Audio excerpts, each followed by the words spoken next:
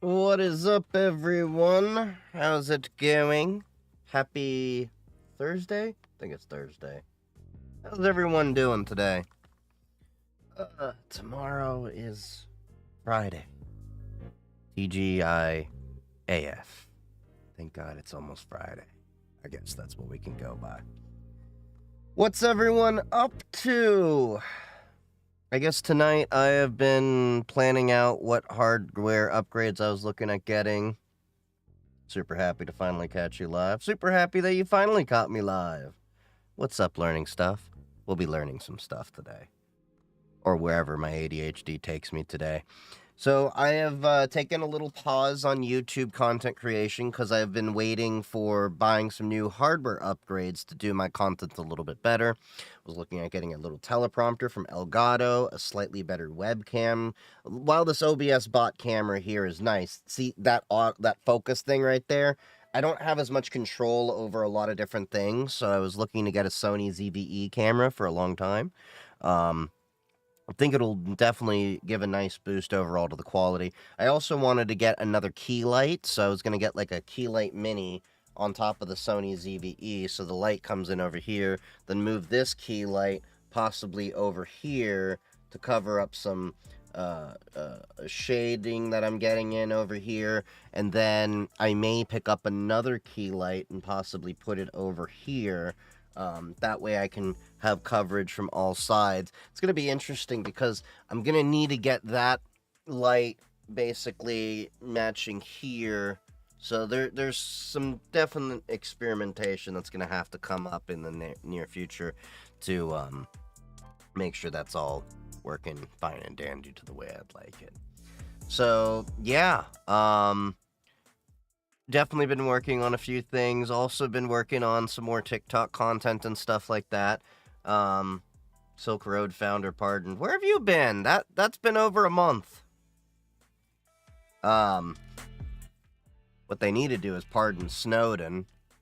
Ross Ulbricht, I mean, it's like, nah. I don't know if that was the best choice.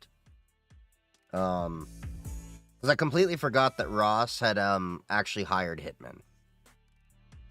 That part of the story I think a lot of people forget. It's like, okay, yeah, running a darknet market and all that, can forgive that. But hiring hitmen to kill people? That's no bueno. I'm an IT student. Should I jump right to Sec Plus? That's a personal call. So you can have a good, solid career just in the IT side of things, just as much as you can have a good, solid career in cybersecurity. But the honest truth is, I talk about this a lot in my YouTube video where it's like, do you need a college degree or boot camp to get into cybersecurity or IT? The reality is, it's unrealistic for a lot of people to think that you can just jump straight into cybersecurity without an IT background. Not saying you can't do it. I'm saying it's very hard to do that because a lot of cybersecurity positions want to have at least a basic knowledge of IT before you can get into that. So, I mean, if you're an IT student right now, focus on your internships. Focus on building your experience. Focus on doing project work where you're learning on your own. Make a journal about that on WordPress or such as that. I have a lot of tips that I talk about in that YouTube video. I made it about 2 or 3 months ago, but it's still very valuable. I'm a little upset that it's also one of my least viewed videos when it's actually the video I was hoping would help the people the most in your position. So definitely check that out. Thinking Linux system administration, security, informatics, technology, security, and cybercrime. Don't get me wrong, that's all fine and dandy. But what you're missing is field experience. Not saying you can't get into cybersecurity, but you want field experience before a lot of these jobs will even seriously consider you. And while you're in being a student right now, and take this from a guy that doesn't have a college degree and has a full-on career in this field, field experience is going to trump everything. And what you're learning in the class is going to be completely different oftentimes than what you're going to experience in the field. The class will teach you the concepts, but just remember, what you're learning from a textbook is already 3 to 5 years behind what's in the field. You'll learn a lot of the good concepts, but tinker with your own home lab, get some internships, make a journal of all the things you've been doing, and follow the advice that I even give in my YouTube video that I mentioned earlier, and you can do pretty well. And I'm not telling you anything that's behind a paywall. I don't charge for courses, anything. I'm just trying to put this information out to help as much people as possible. Can you get a field experience with out a job via personal projects? Yes. That's why I tell people home lab. Make a journal. Just a simple WordPress. It can be a free WordPress or whatever blogging software you want. A Tumblr, whatever. I don't care. But if you make a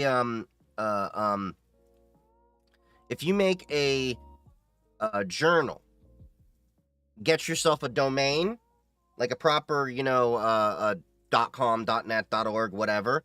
Get your email tied into that, make it all professional and, really nice. That will actually go a lot longer of a way when you go to apply for a job than when you're compared against a lot of the people that are the Gmail or Outlook or stuff like that. Because it's these little things that you pepper in that make bigger impressions. And that can be considered a personal project as well. Because you can say, yeah, I run my own Office 365 or, AWS Workspace or, Google Workspace or whatever environment there in my own home lab. And then you can, in your own resume, point to a blog of the things that you've done in your own personal projects, and then point to a GitHub with the, stuff you've committed. You'd be surprised how often I've beaten people out when going for jobs over the years just by doing that. And as I tell people, the position that I'm in right now, I had about 90 people apply for being a candidate in my position. My boss told me straight up I was less qualified on paper than a lot of the people I was against in the job. What sold them on me was not the fact that I had no certifications or anything at the time. It was the fact that I had an enthusiasm and a passion to show all the things I was doing. I had a little blog, the one that you've seen that I barely updated. In a couple of years, with just a couple of posts on there. I had my own professional email attached to it. I had a GitHub to show things, and those little things stood out more than anything, apparently. Do you have friends your personnel seems hard to put up with? Well, we can tell that you've never seen any of my content if you honestly think that. Yes, I have friends and everything like that. Let me ask for a suggestion. Net Plus before Sec Plus, or should I go right to Sec Plus? Let me put it this way. Don't focus so much on the certifications as much as the knowledge you actually gain from it. Don't look at a certification as just another notch on your belt. Because here's the reality I'm going to also tell you. If one doesn't have a lot of field experience, but they have all these certs, it just kind of shows to the person, because I've been on the other end of this table, where it's like, it just feels like you're getting a notch in your belt. Learn to apply the knowledge, showcase how you can get the, how you got there and everything like that. Then worry about the certs. And to give you an idea of how little certs can mean sometimes for a job, I only just got my first certification this year. CISSP. Yes, the big one. That's my only cert that I have to my name. So focus more on gaining the knowledge, applying the knowledge, than just practicing for a test that you can, study and write off. It's not, and all certs will at most do is get you an interview at most. They don't get you a job.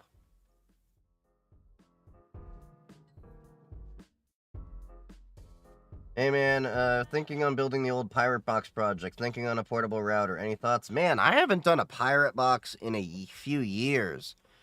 My friends and I also used to do this thing where we used to, drill out mortar on sides of buildings and then would pull cement in flash drives and then do dead drops that way. The 2000s were a fun and interesting time where a lot of these things. So the Pirate Box, I haven't done these in a while. And I've seen them in various forms. So as far as a portable router, you can do a lot of different things. You could even just, use a Raspberry Pi. Get one of these little Raspberry Pis, plug that in.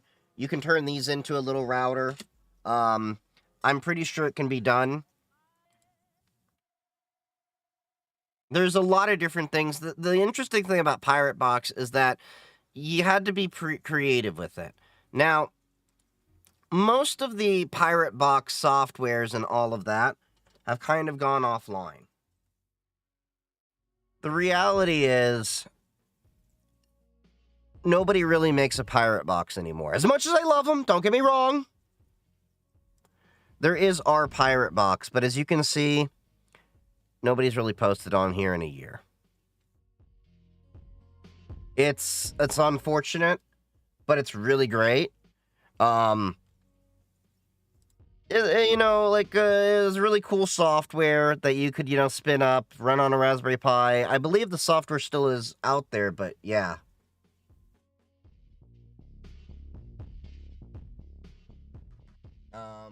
Been learning Linux and Proxmox, and I feel like that is doing a world of good for my knowledge base. Absolutely. In the same way that I tell people, you're better off if you want to learn networking, either doing Cisco Packet Tracer, the, you know, virtual lab there, GNS3, or if you want to get hands-on with it, do it the way I did.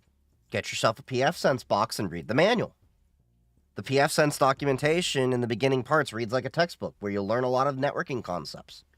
From VLAN tagging to subnetting and all of that stuff. That will be far more important than anything.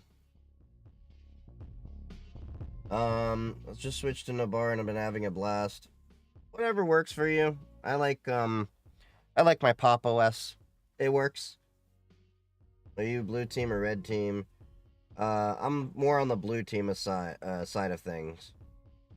But as far as scripting, most of my friends that I know run in Python. I mean, most of this industry, honestly, is using Python. There's people that get fancy and do different things, depending on the hardware that they're, you know, working with and all that.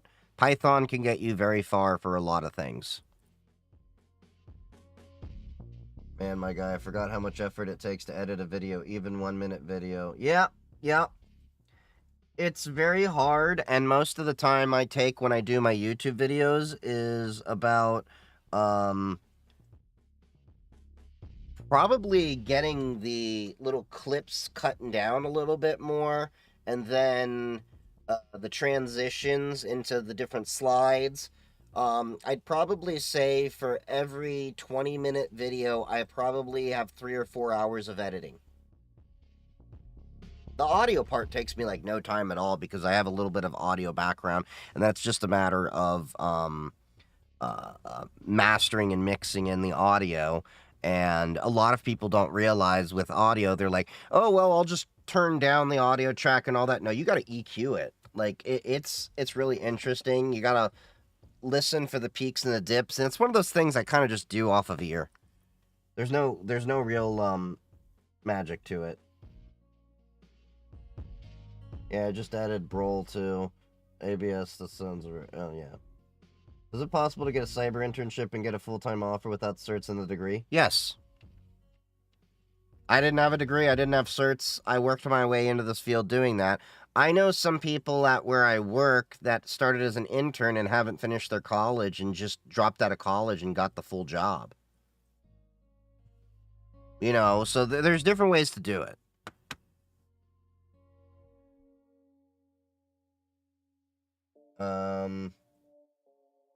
Been looking at hosting something locally. There's a few options to do that.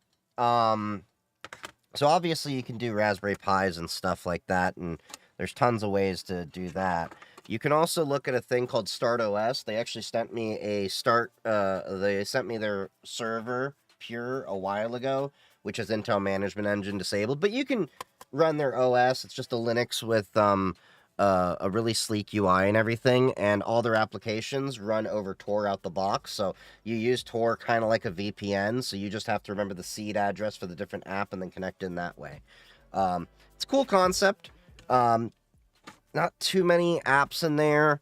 Like, you can run your own Matrix server and stuff like that off of the StartOS, and there's a few like things like Burn After Reading and a couple cool apps, but there's many different ways to do it. You could set up your own Portainer server, run a bunch of Docker systems, things like that. But like I said, Raspberry Pis, really great to start learning about how to do things locally. They're inexpensive, like $35 on up, depending on the version you want. and they run on ARM CPU, so very little power. These ones, I have a PoE shield, so I can actually, let me see, which one of my power cables? One of these is injecting power. Oh, not that one. Yep. So you can use power over Ethernet, so I have a switch in my rack that injects power, and there we go. And as you can see, it's now powered on. I don't know if you can see the lights. Can you see these? But yeah, you can see it's powered on right now. It's getting power and everything from the Ethernet cable. But yeah, these Raspberry Pis, really great to learn and tinker with. I'm actually a bit jealous of the generation that came after me, because I'm a millennial. And y'all got Raspberry Pis and a bunch of stuff when we literally had to worry about getting separate computers, because each computer, when I grew up tinkering as a kid, only had one CPU. So virtual machines weren't really a big thing we could do, and we couldn't do a lot of the... Docker wasn't a thing. There's so many cool things y'all can do today. What's your fave terminal? I'm a basic bitch and just the one that works out the box. The one thing you'll learn over time is once you get into tech and you find the flow that works for you, you don't really give a shit. You're not really interested in ricing out your system or that. You're literally like, okay, I installed the software, I set up the software, I'm getting right to work. Like, I literally, the only thing I care about is where's the dark mode switch and how do I install my app, either through Flatpak or whatever package manager, and then I'm off to the races. I don't care about anything else. Like, 9 times out of 10, my windows are going to be covered up. I don't care. 9 times out of 10, I'm running the same damn stupid commands. And you tear down enough systems, you just want to be back up and running as fast as possible.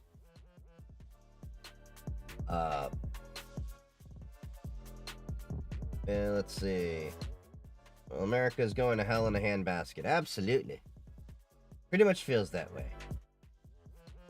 And after Elon Musk went after the CFPB, the one of the few organizations inside our government that actually helps our government recover money from frauds and scams and has made themselves apparently a little bit of money, as well as has helped the United States consumer be able to protect themselves against frauds and scams and everything.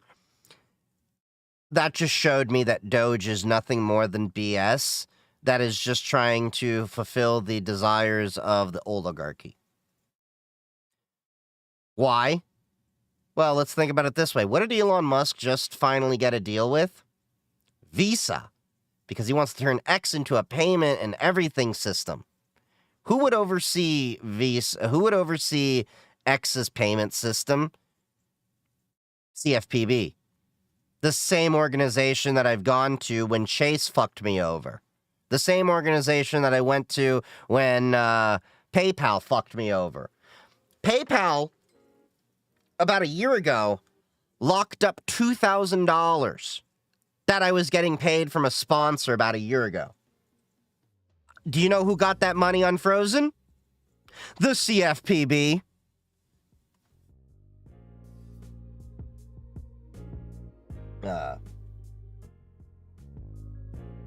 On something called Freedom Box, but it's not the same as Pirate Box. Yeah, I'm pretty sure there's a few things. So I'm not great at reading, being dyslexic. Would you say I'd be better kind of just ripping labs? Everyone learns differently. Some people are better in classes, some people are better at tinkering, but I always say you're going to have to tinker and learn to do home labbing anyway, because you're going to end up being in different situations where you're going to have to, you know, just get your hands dirty anyway, even in a corporate environment.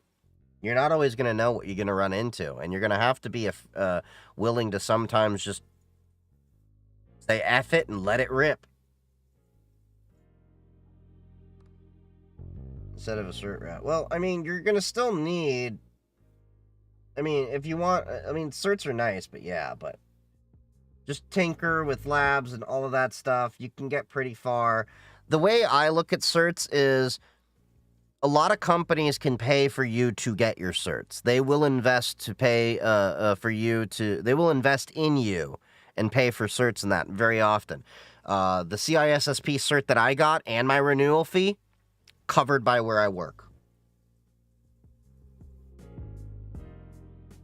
What cheat sheet mouse pad should I get for Cyber? A Linux or Python one? Whatever one you're going to probably be using the most. What's that retail for? What retail? What are we talking about? Is Linux really that good for me to learn how to use it?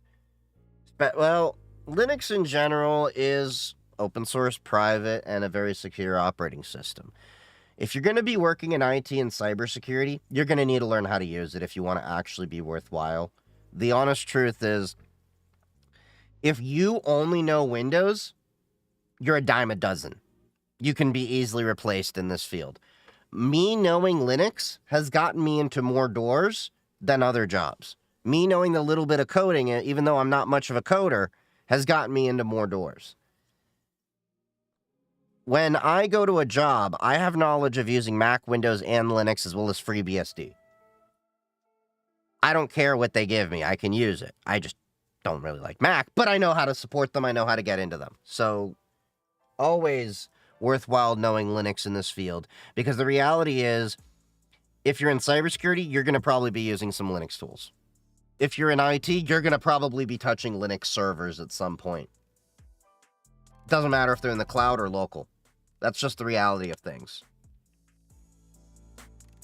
There are very few businesses I've come across that are a pure Windows shop, and those that do it at the very big detriment of finance and a bunch of other pain in the asses and all that. You shouldn't be running your web server on Windows, for example, and a few other things.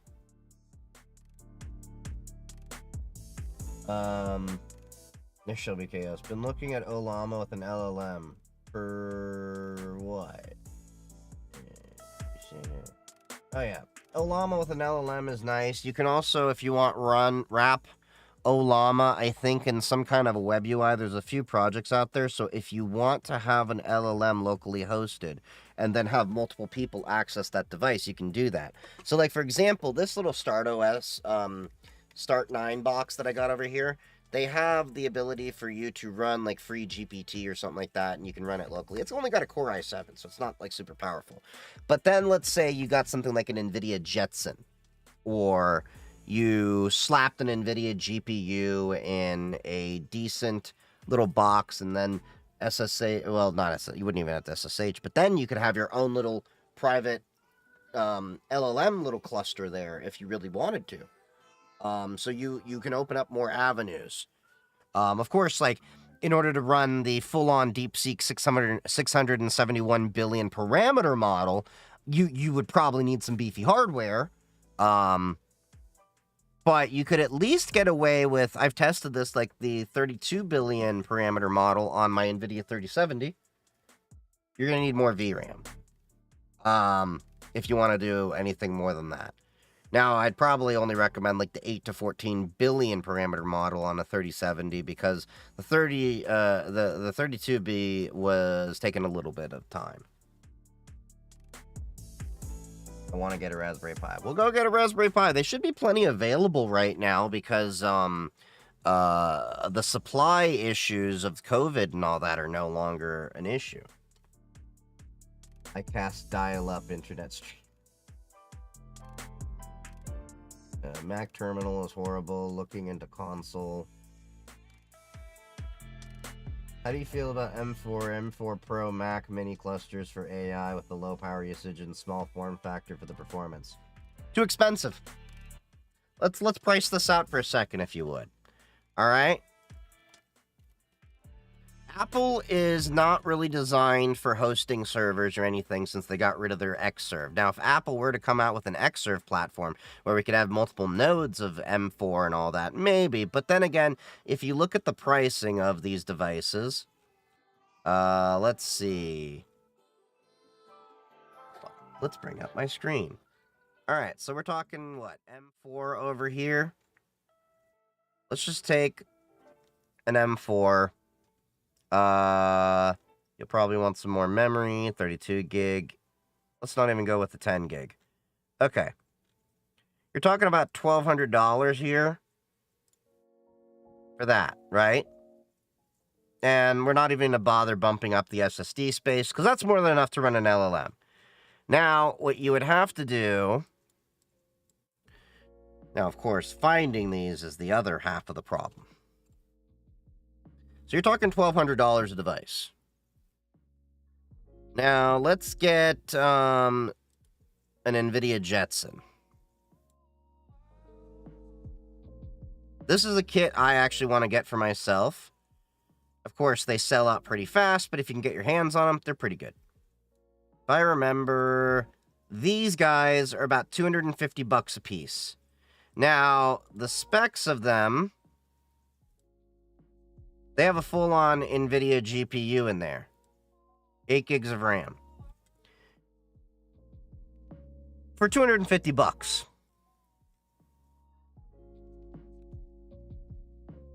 So, $250 for each of these, cluster that, versus $1,200 for one of these.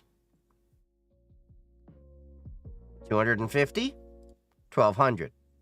Or hell, let's just go to the lower end. $600. $600? $250. Yeah. And this is equivalent to an NVIDIA 3050 GPU, basically, in terms of the trillion operations per second.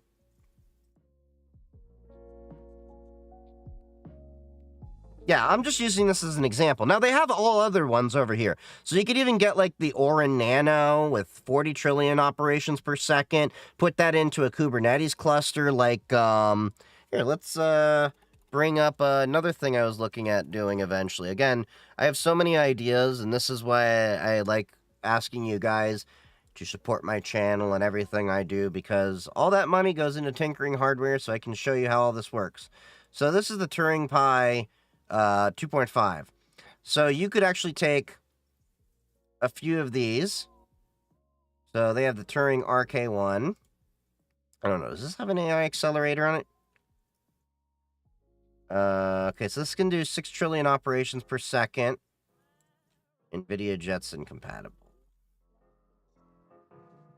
So you could...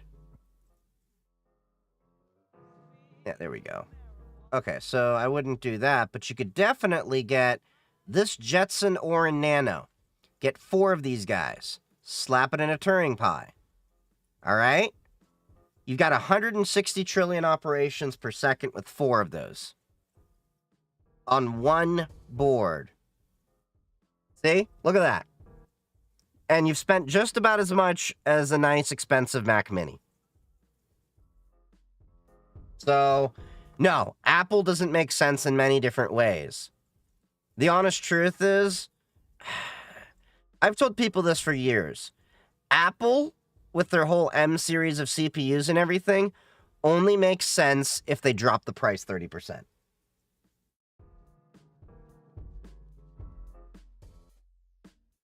Let me see.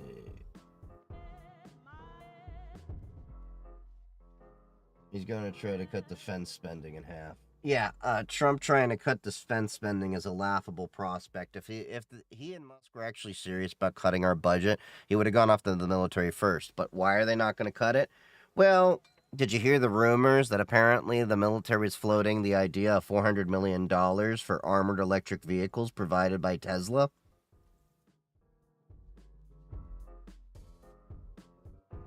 They're not trying to save money. They're trying to gut every organization that could hold them accountable while stuffing their own pockets, like the robber barons of the Gilded Generation.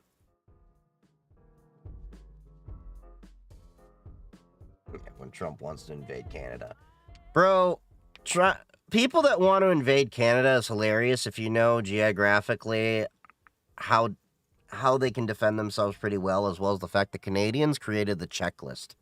Also known to many people as the Geneva Conventions.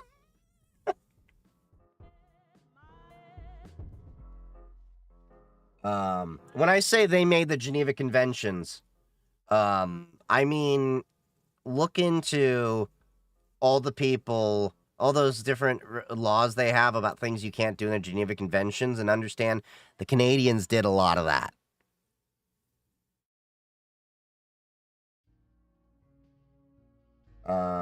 Yeah, I learned from getting my hands on stuff, not reading it. Yeah, pretty much same way. I know Linux. Thoughts on a Hackberry Pi and where to get them? What do you mean a Hackberry Pi? Is that just another fork of the Raspberry? I'm curious. Oh, they're just another cyber deck. You can get these a bunch of different places. Yeah, so let's see. Hackberry Pi. Okay, somebody slapped it in with... Okay, so it's an open source little project.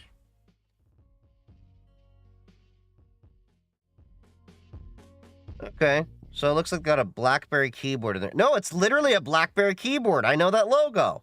That's cool. It's using 2 Nokia batteries. It's using a Raspberry... So that's just the Raspberry Pi Zero with a 3D printed case and a display on it. Yep. Raspberry Pi Zero. Probably using the GPIO. Yep. That's what I thought.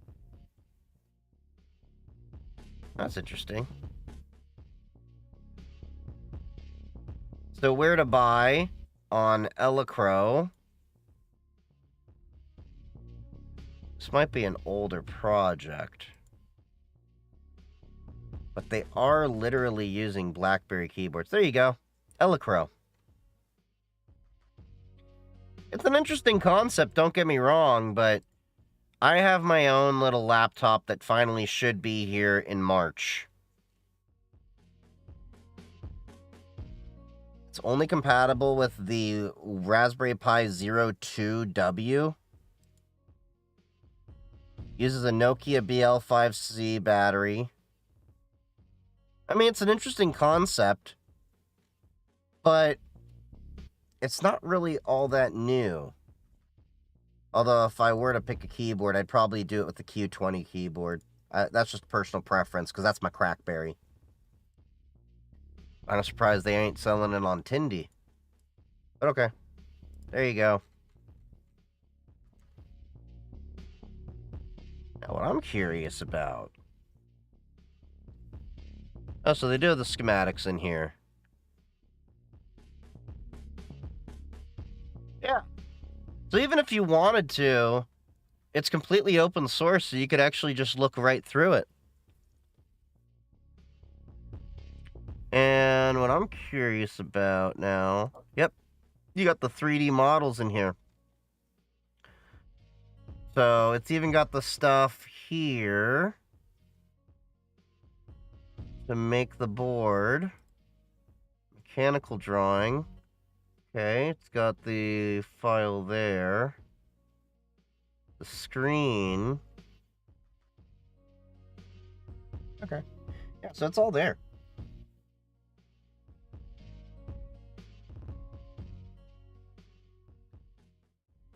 All right. The reason why I got a Synology NAS is because it uses Linux. Well, the honest truth is almost all NAS devices out there are using Linux. Very few are running Windows, and there are definitely none running Mac unless you make it yourself. Linux just is used more often because it's very, well, it's free, as well as the fact it can run on lower performing hardware than Windows can. Like, Windows doesn't really work all that well with ARM CPUs. I know right now they're working on it with the Snapdragon and everything, but it's not even in the same field. League. Wish they gave out a way more open version of their NAS OS. There's a few NAS projects out there that are open source. I just didn't want to go around building my own, but I like Synology myself. Don't get me wrong. I like Synology. But there are open source equivalents out there if you want. Studying for Linux Plus right now. Nice. Open Web UI is nice. Yeah, I played with it a little bit. I downloaded DeepSeek locally to a Raspberry Pi. I have it downloaded to this machine over here. I've been using LM Studio when I do need to use it. For those of you not familiar with it, I definitely recommend it on your machine. I've been trying to get it working at the computer at work, but the issue that I'm having is, of course, Zscaler's blocking things. Really join the Synology community Discord. I don't like being in too many Discords. I already spend enough time in my own Discord. Here, I'll show you what mine looks like.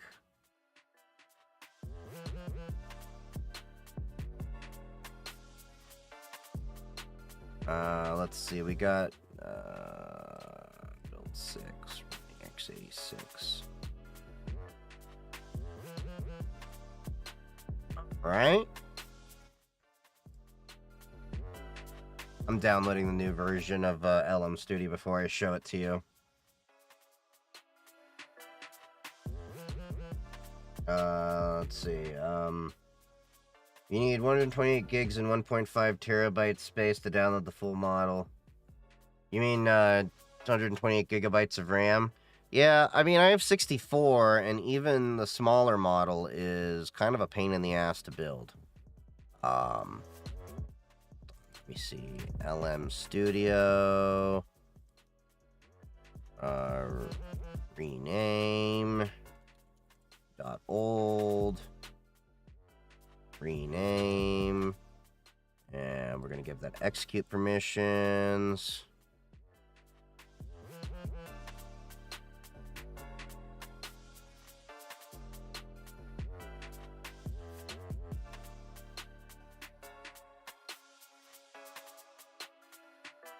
All right, cool. So I use LM Studio for a lot of my local shit, and then I can easily, you know, add and remove models as necessary. So you can see I have like the 32B model. I usually use the 14B. And then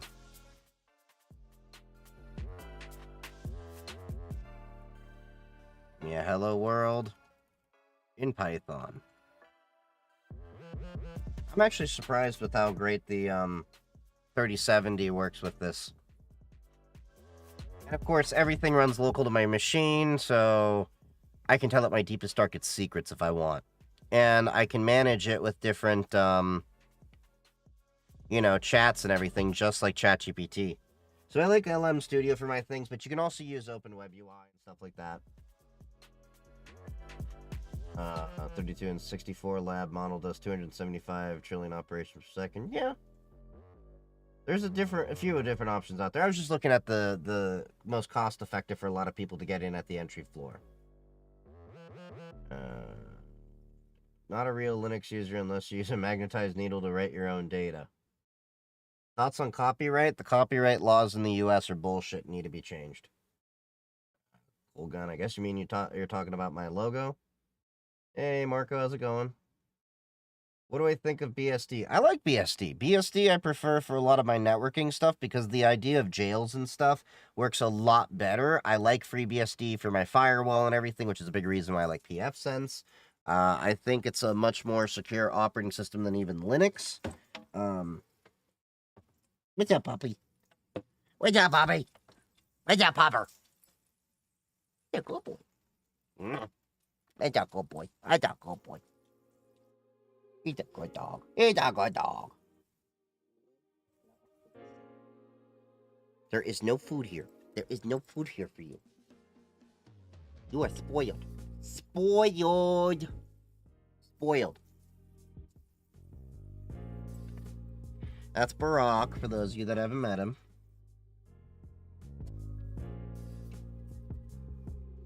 Alright. I'm not the biggest fan of red wine, but figure we'll finish this. Can he attack when asked? Attack you with love.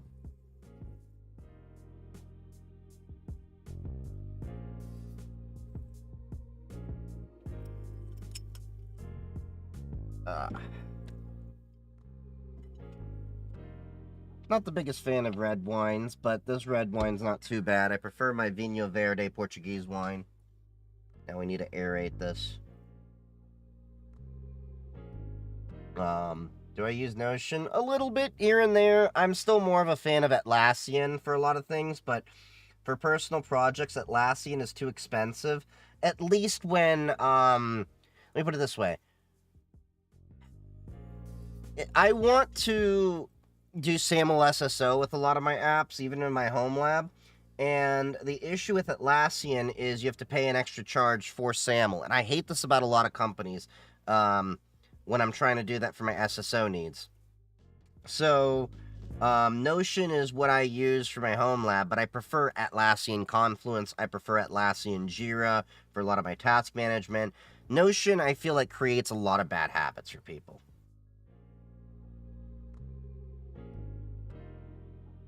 It's not a war crime the first time.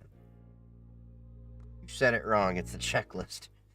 I'm trying to use Linux for Plex, and Plex doesn't have access to the drives. That's because you have to set Plex to actually be able to use it, and depending on if you set it up. If you set your Plex up and you installed it through a Flatpak or something like that, you probably have to use something like Flat Seal, unless you want to manually figure out how to do that, so it can actually have access to those drives and everything. I have to do that with the Flatpak version of Steam. Thoughts on the Meshtastic devices that have been coming out lately? So I actually had a video talking about it. So I actually made my own little Meshtastic device over here. I have another Meshtastic device. Where is it? Here we are. This is my rugged version I've been playing with. I'm going to get a couple more of these, so when I go hiking with my dogs, I can slip this into their vest so I can track them with GPS and all of that from a couple miles away. And I like the, personally, I'm a fan of the LilyGo T-Echo. That seems to work really nicely. Put on a stronger antenna, you're good. I'm going to be building a few more Meshtastic devices, but yeah, I've been a fan of Meshtastic and LoRa. I'm actually in the middle of starting my studies for my ham radio license.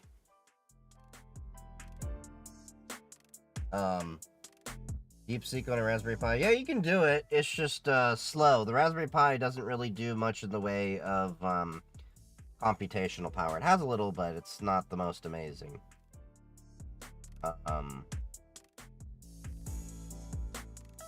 Nurse is great at helping people out. I also just learned how to empty the recycling bin properly on my NAS. Oh yeah, that's one thing if you're not careful.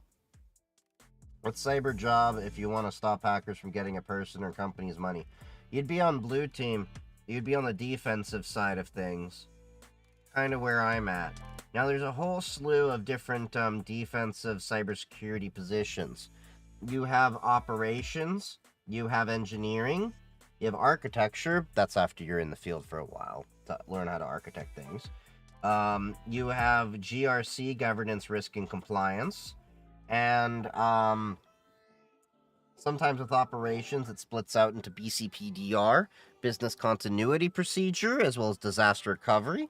You have general operations that, deals with everything as it happens. Engineering, which builds a lot of the things. Architecture, which plans a lot of the things and builds a lot of the things. And GRC, of course, their position is to monitor the risks and make sure we're compliant with different things.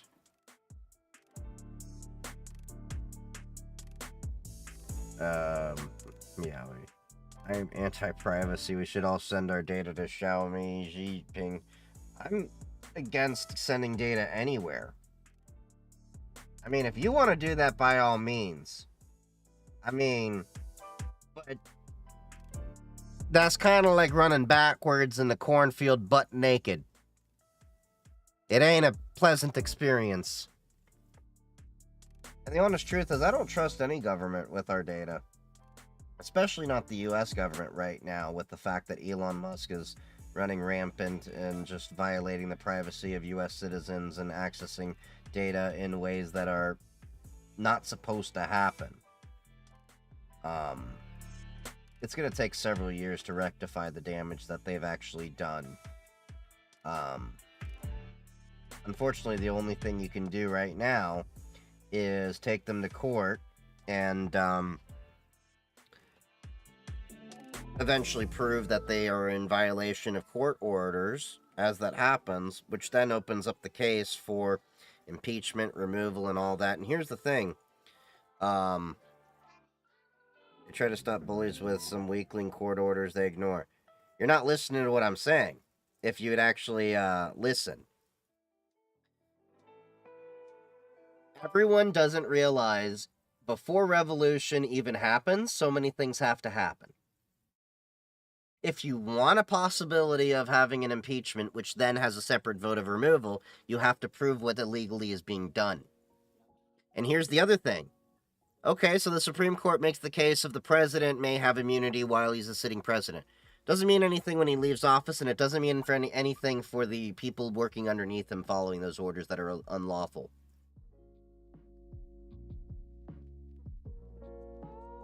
Any thoughts on bots humans making weird GET requests to a server trying to access sensitive info? What do you mean by that in general? I mean, you're a little bit broad on that.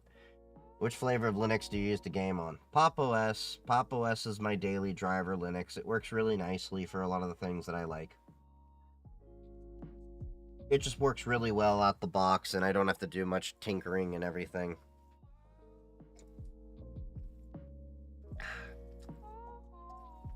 Needs to breathe some more.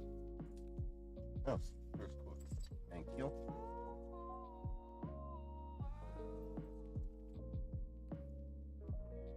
How are they allowed to ignore the laws willy-nilly? Let's put it this way. How many times have you possibly broken the law? What stops you from doing that? Getting caught.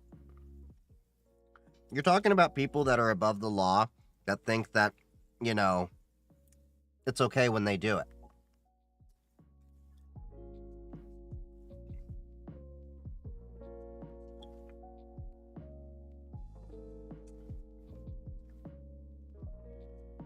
Biden just took care of his entire family before impeachment.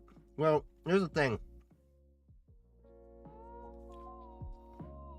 As much as you don't agree with Biden, I understand why he did it. Even Vladimir Putin understood why. It's your family. That doesn't mean I agree with it, but I understand it.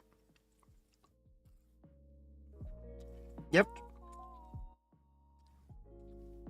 Again, not a fan of Biden, but I understand why he did it.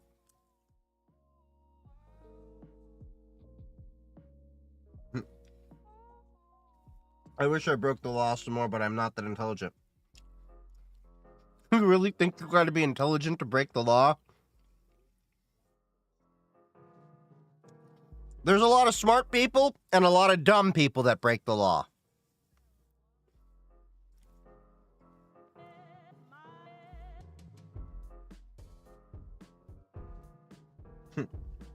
I keep getting an ad on YouTube about the Star of David question. I'm questioning how I triggered that. Bro, YouTube is sending me ads in Spanish.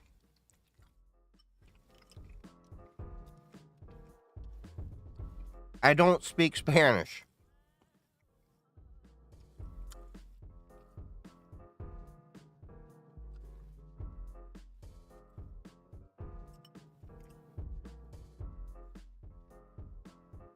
Actually, the most effective way to stop them is do what Luigi did, sadly.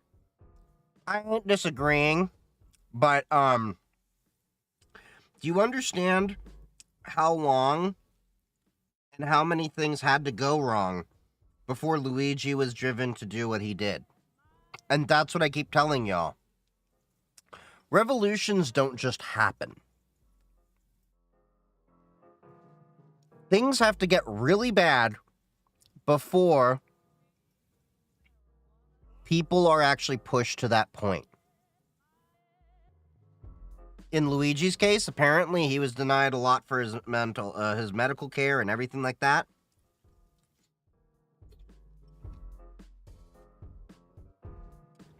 Look historically. What was it? Was it the First World War? I think was it Archduke Ferdinand? Like, you have to get to a boiling point.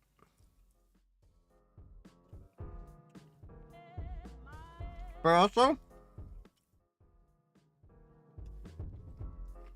Americans have been kind of lazy when it comes to protesting. I'm just being honest. Having lived in Europe, they ain't the same. You ever seen the French, how they protest? Holy shit!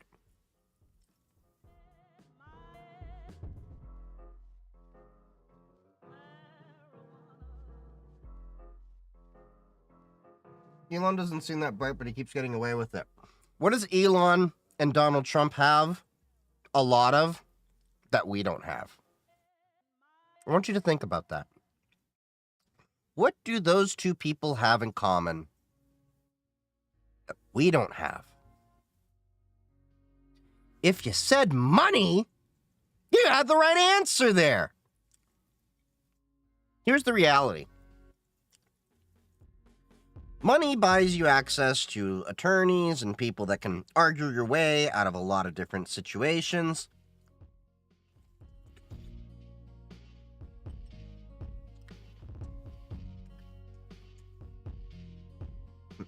French cops aren't killing people, though.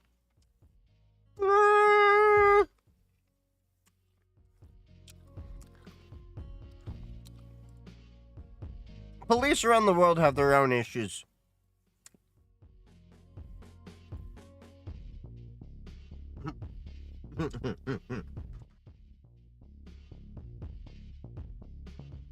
They send me segurança jobs, as in Portuguese. I don't live there.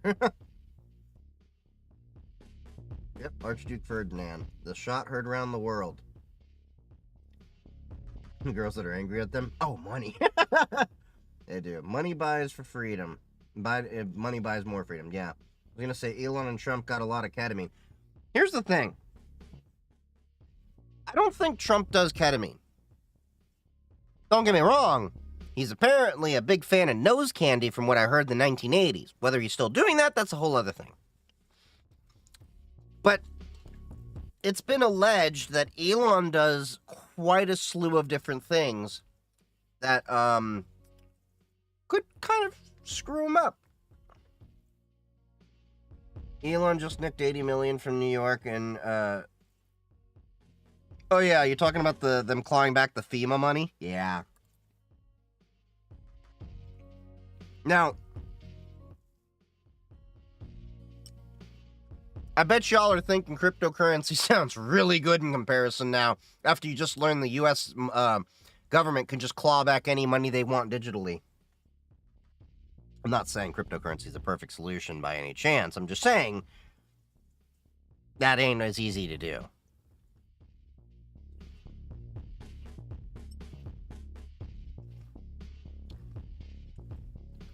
Yeah, he doesn't have a will.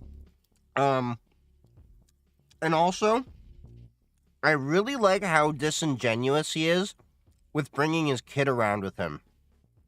Like, his kid is a kid. The kid should be left by himself, or with a not by himself, but with a nanny or something. Let him be a kid.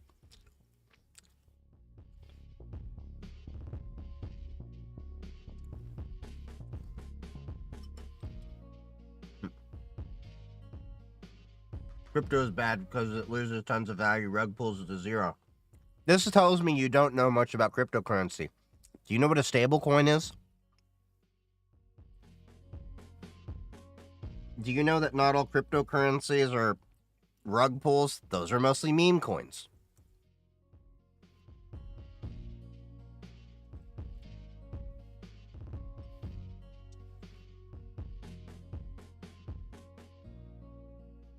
He should have brought his eldest daughter. Isn't his eldest daughter, if I'm not mistaken, isn't that the one that's trans and really fucking hates him to the point that she disowned him?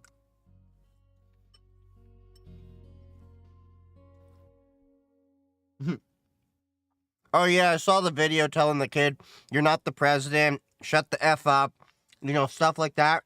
Now, here's the thing. That kid's what, 3, 4 years old maybe?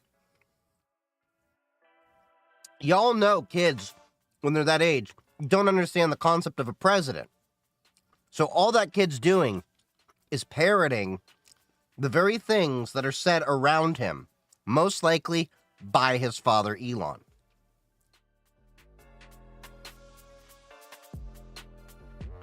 Kids are really just a mirror image of their parents until they get around to their teenage years. And then they might start veering off the course.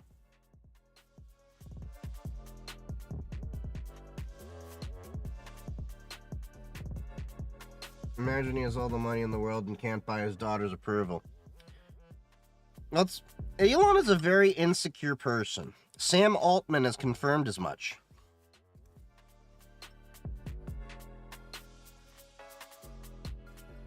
And I don't know if y'all noticed this, but Tesla's been in a slump lately. Price-wise. They dropped quite a bit. Now, I saw they had a rally today on the price, but it's not long-term sustainable. Let me see. Tesla was up close to 6% today. But if you pull back to, what is it, the year to date, they're still in the red. You have to pull back 3 months. And they've lost most of their gains. Their market cap has gone down. And they've lost close to 50% sales in just 1 month. And for a company that's still dependent on 77% of the revenue being car sales, that's bad. So, yeah. And even then, Tesla's an overvalued stock. I don't know why people keep buying it. They have a price to earning ratio of what? 162 last I checked. To give you a comparison, Apple, which is a well-known and respected company, regardless of our views on Apple as a whole. No one can disregard that they are a strong company fundamentally. They're only at 37. And they're considered even a little overvalued.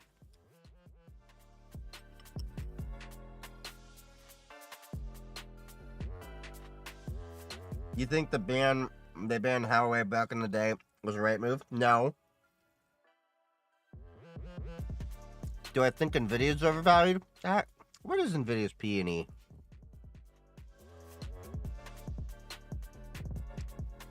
Nvidia is at a 52. Yeah, I'd say they're a little bit overvalued.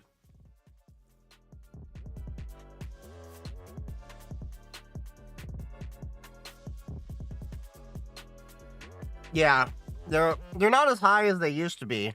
They did reach a peak of like 152, which is in the territory Tesla's in right now. But right now, they're at a PE of 52. Historically. Hold on. What is the current one?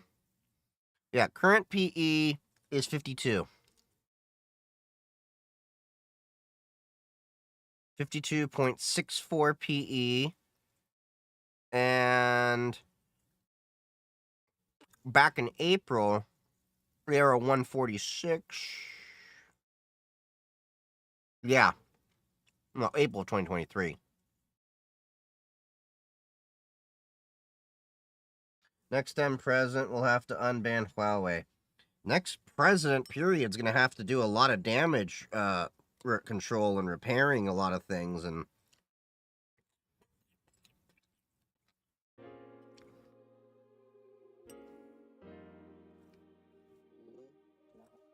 anyone else to TikTok, just slideshows and ads? It's been 2 days. Reset your feed.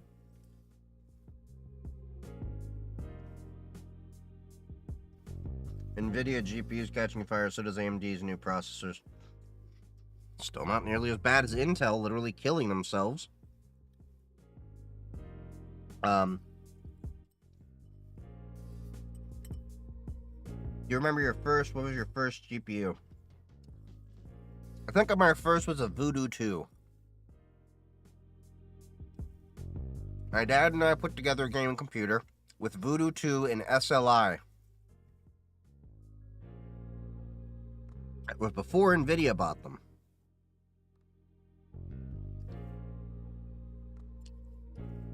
We had to slap 2 Voodoo 2s in SLI to get the glorious high definition 1024 by 768.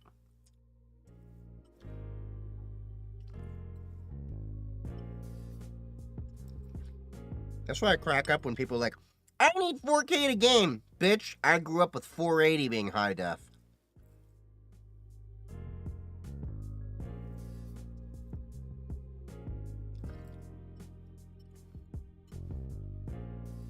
Intel. At least Alder Lake 12th Gen and Alder Lake and 12th Gen Celebrons are fairly decent.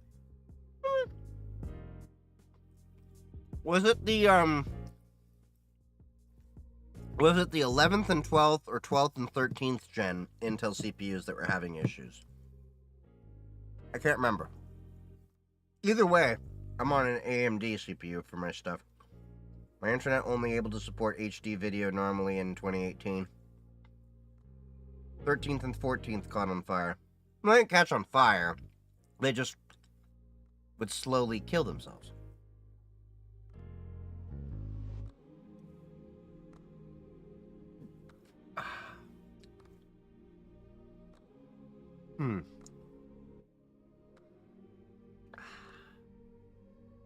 There we go. So, I can't wait to order my laptop. I'll probably order it tomorrow. Probably won't be here for a few weeks. Because the laptop I'm ordering, I think, is going to be coming out of Germany. I'm looking at Tuxedo Computers. I was thinking System 76, but I've already ordered one of their laptops. Don't have anything against them. But System 76 didn't have an AMD CPU with an NVIDIA GPU. And that was something I was really hoping to get. And I need the NVIDIA GPU because, well,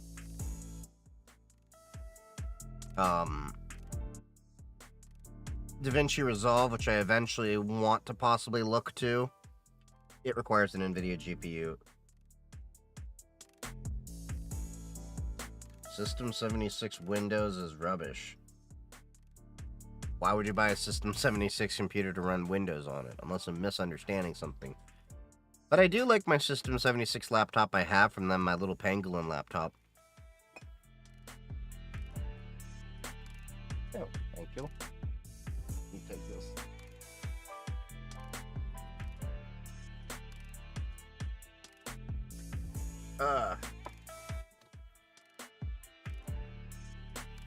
But yeah, leave a little space off here.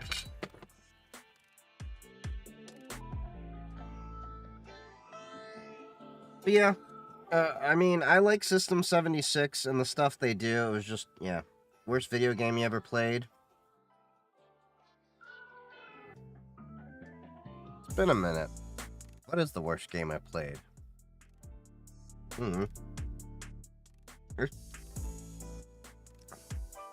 I don't really play crap video games.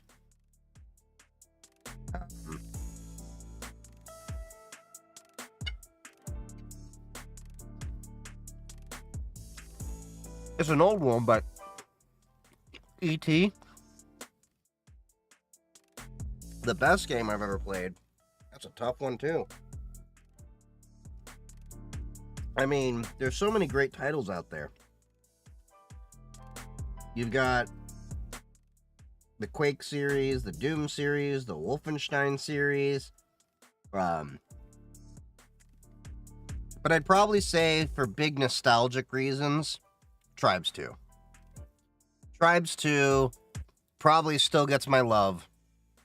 And I really wish they could bring that franchise back. Now, Fortnite is a little bitch compared to Tribes 2. Tribes 2, by far, is a real game to show your skills in.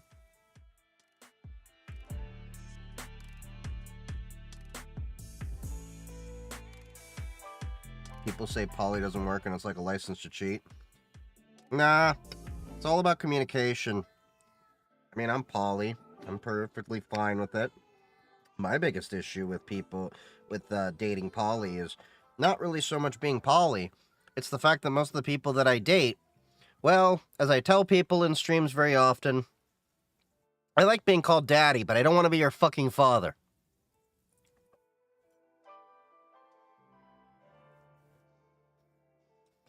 What do you think about crypto? Crypto's in cryptography or crypto's in currency?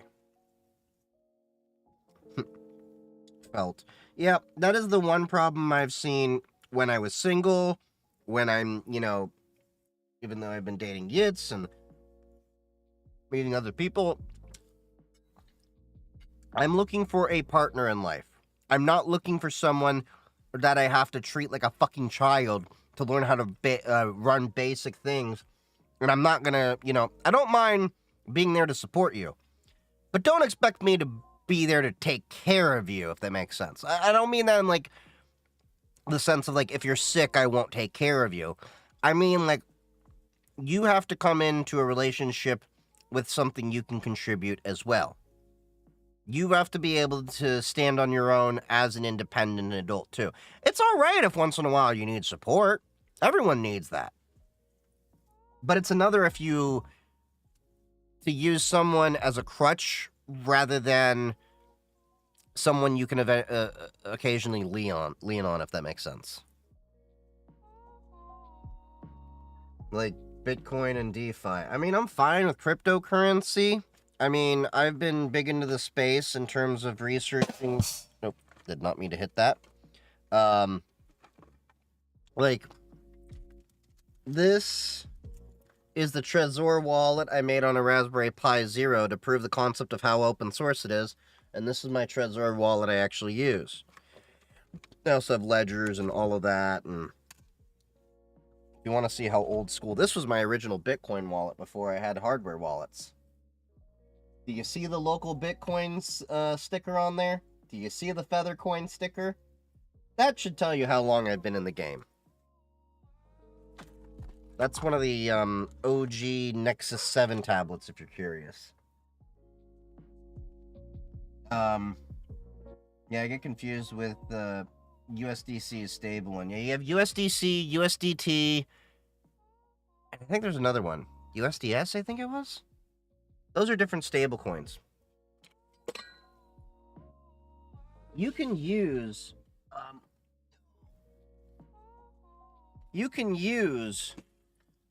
stable coins to lend out money and get at least 4% or so APY. I remember there was a period of time where I was lending out my stable coins and making 12% APY on them. 4.1%, which you can get by lending it out now, is equivalent to what you make in a high-yield savings account.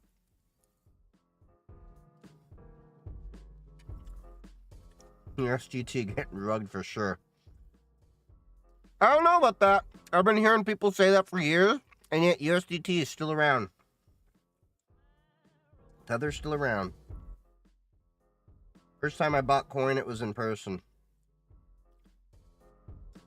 First time I got Bitcoin, I was mining it myself, using GPUs back in the day, and CPU. Can't do that anymore. Hey, thank you for the follow, Lucian. Thank you.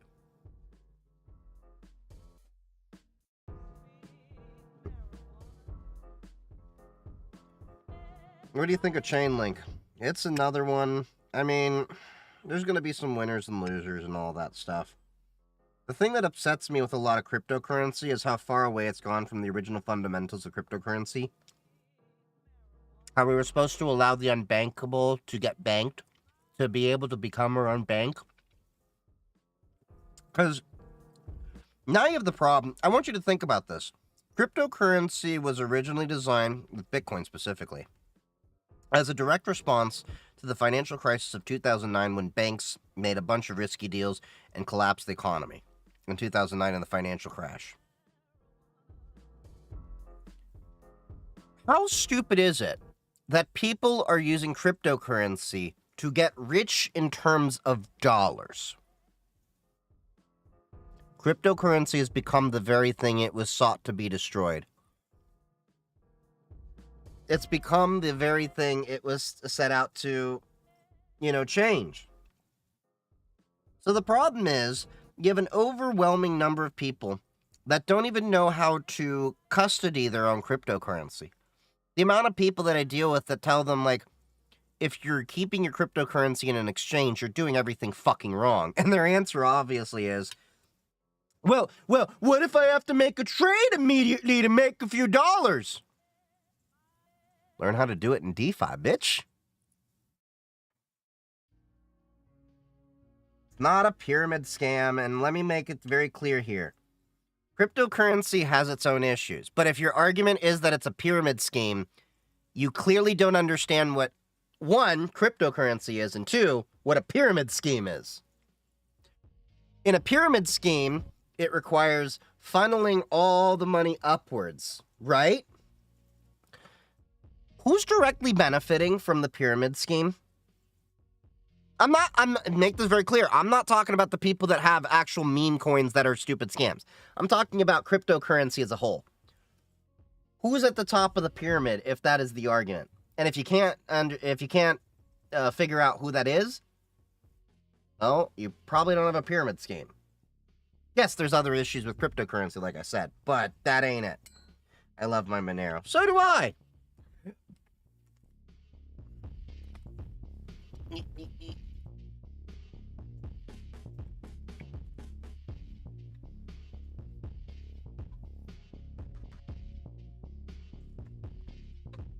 I love my Monero. I bought this bag with Monero at DEF CON.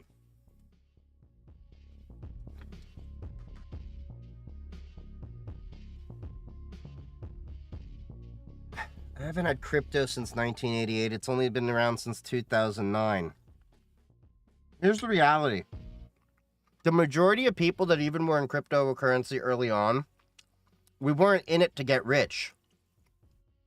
We were in it to change the financial system.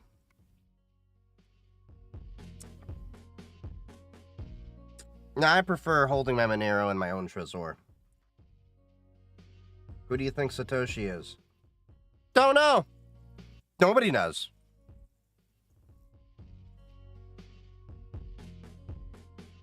BlackRock owns a lot of Bitcoin now. Yeah.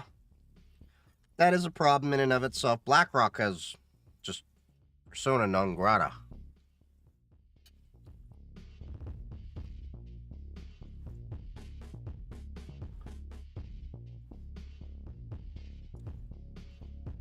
What's the first investment into crypto? What's the best first investment into crypto? The first best investment when it comes to crypto is to not invest in crypto first. Cryptocurrency is not a thing I tell people to just go into. That should be your last thing that you look into in your portfolio. What you should first do, get a financial planner that's a fiduciary. Work on your 401k, your Roth IRA, your regular cash value life insurance. Work on those avenues first. Get your regular stock portfolio going. Work on a money market high yield savings account. Work on those things first. Work on your metals investment, silver, gold, all that. Then whatever money you can afford to lose, put into cryptocurrency. After everything else is said and done.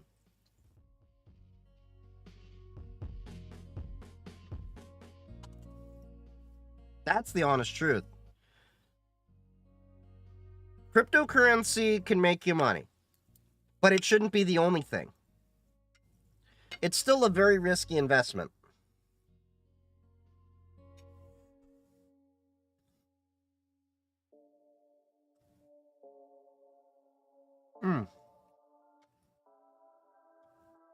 We'll get a Trezor and Ledger one day. So the honest truth, don't bother with Ledger. Go straight to Trezor. I've moved away from Ledger. I do have links in the bio. I'm affiliated with both. But Trezor is completely open source. The Trezor Safe 3 is only $60. Go get it. Go get yourself a steel tablet to store your seed key in. If you can, share me or shard it. Separate that key into 3 20-word phrases with the Trezor.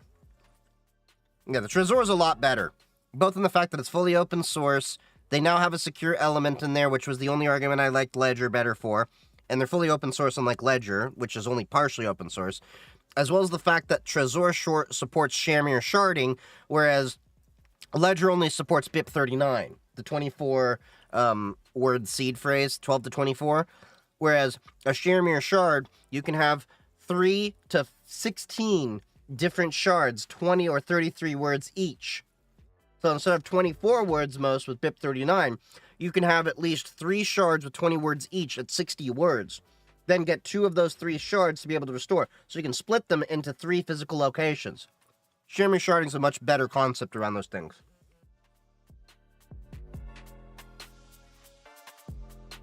I'd love to get into crypto, not to make money, but to, like, spend, receive money with. Exactly. That's what I basically use. I use my Bitcoin for my Mastodon hosting. I use my Bitcoin for my website hosting. I use my Bitcoin as an actual thing to expense money on. Do you know what my first ever purchase was with Bitcoin? Hot sauce. The company that I originally found with hot sauce, we met in a IRC chat room talking about cryptocurrency and everything.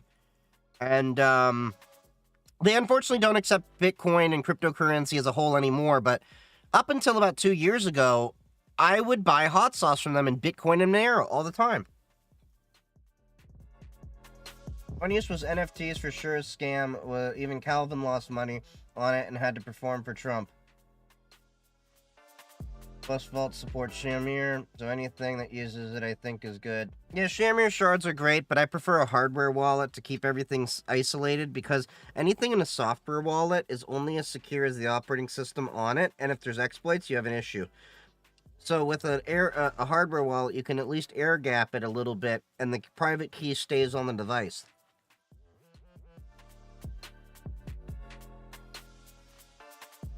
What's the best gaming chair? None. Get yourself an office chair.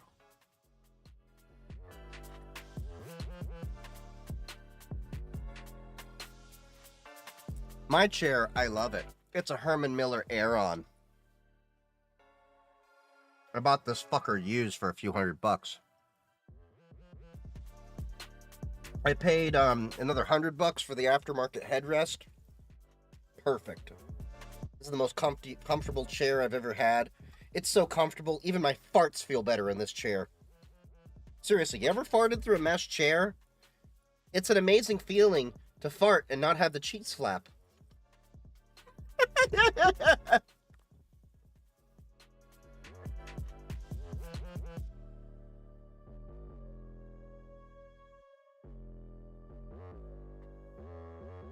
What cool gadgets can one get? I got a lot of different things.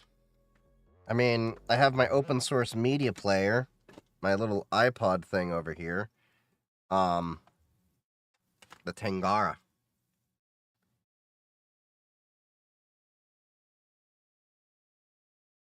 Is what headphones? These headphones?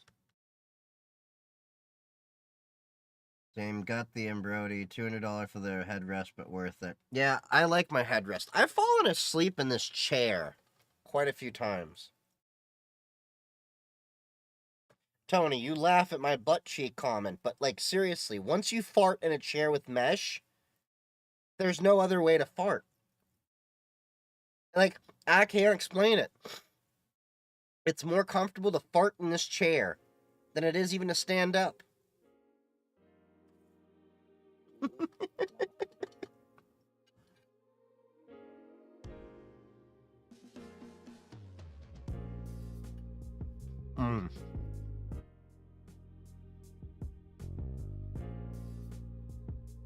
Caffeine ADHD meds won't let me fall asleep.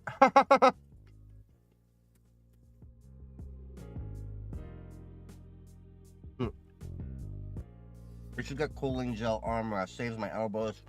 The armrests on this chair are pretty freaking amazing. You can adjust, like, so many things about the Herman Miller chair. I love this chair. And the cool thing is you can buy all the different parts for it as they break down. So, there's entire businesses that just refurbish Herman Miller Aeron chairs. Like, yes, this chair was $600 to buy. But it's the best damn chair I've ever had.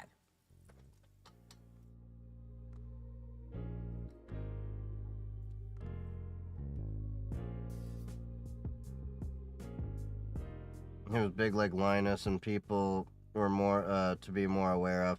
Well, from your lips to God's ears, I hope that I can be large enough one day, and I'm working on my YouTube content and everything. But that takes time. I'm already thankful for all of you, because it looks like, how many subscribers I got? I've got looks like 2,670 subscribers on YouTube, according to my little counter over here. For those of you that are not aware, I got this little Devoom time gate, and I really thought it was gimmicky. But, like, it shows my Twitch, TikTok, and YouTube stats on here, plus the price of different cryptocurrencies and the weather outside. I really thought this was gimmicky, but it's so cool.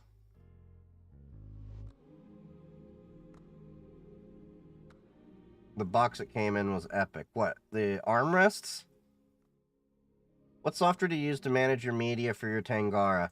So, I'm working on trying to convert a lot of my ways doing iTunes. So, what I normally do, so first thing first, with the Tangara, update the firmware. The 1.0 firmware it shipped with didn't recognize anything on my SD card.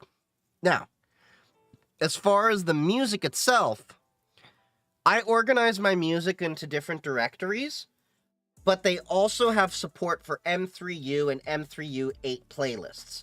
So what I'm trying to do now is put my music into Rhythmbox and then create M3U playlists out of it so that I can have the music lists that I want.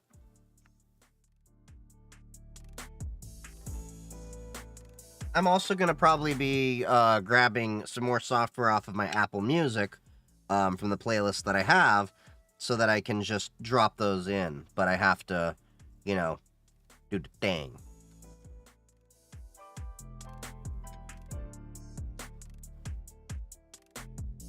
I like how they optimized games back in the day using tricks and good programming.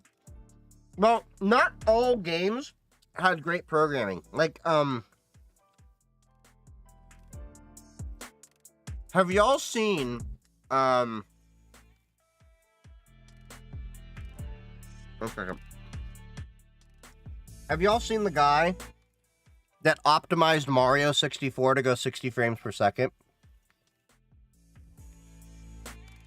There's a whole YouTube that I saw of this guy who optimized the code for Mario 64 because a lot of the Nintendo 64 games were not that well optimized. It was a really interesting watch. Give it the follow, Devil's Gray.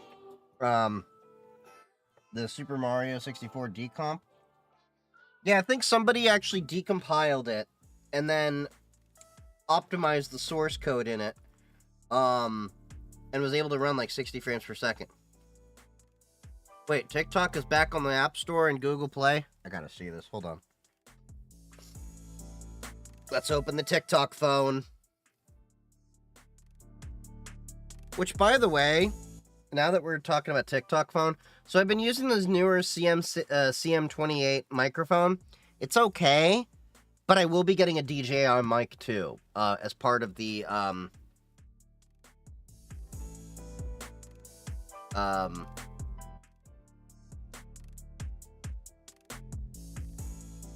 there's a Moxie robot, open source.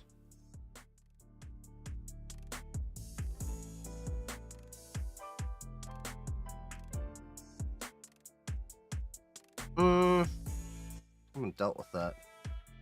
Moxie robot? What do you mean by a Moxie robot?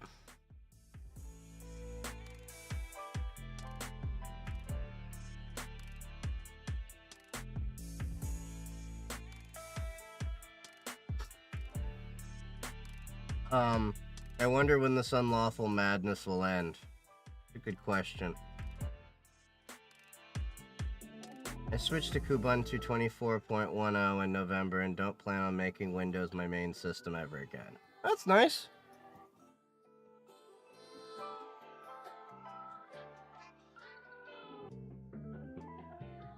Okay, so let's see. Is it actually in the Play Store now? curious. Huh, yeah, it's actually in the TikTok store again. Yay.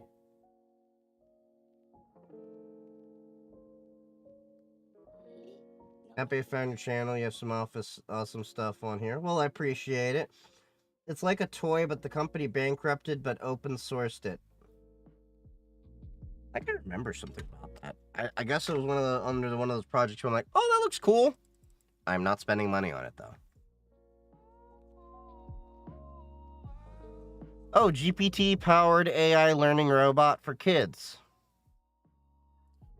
Interesting. $800 emotional support robot for kids will soon be bricked without refunds. Oh. $800? Well, no wonder it failed. $800 for this is madness. Now, you know what blows my mind? So it's $800 for this guy, and we already knew that wasn't going to be a good situation, right?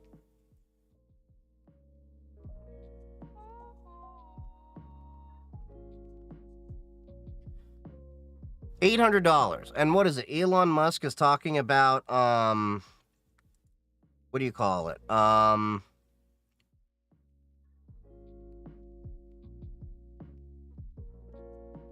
He was talking about an AI robot that was going to cost like what, $20,000? Nobody's going to spend $20,000 on this. Hell, people wouldn't spend $800 on a GPT-powered robot. $20,000. Yeah, for physical ChatGPT is wild. Yeah, it is. $800. And you know, Elon Musk with the whole, like, robot, autonomous thing and everything like that, $20,000. I'd spend maybe $200. $200 is doable. The only one that I think actually could command a price, but that's because it's a whole other, niche. Hold on. Was it... I'm trying to remember this company. Canyon.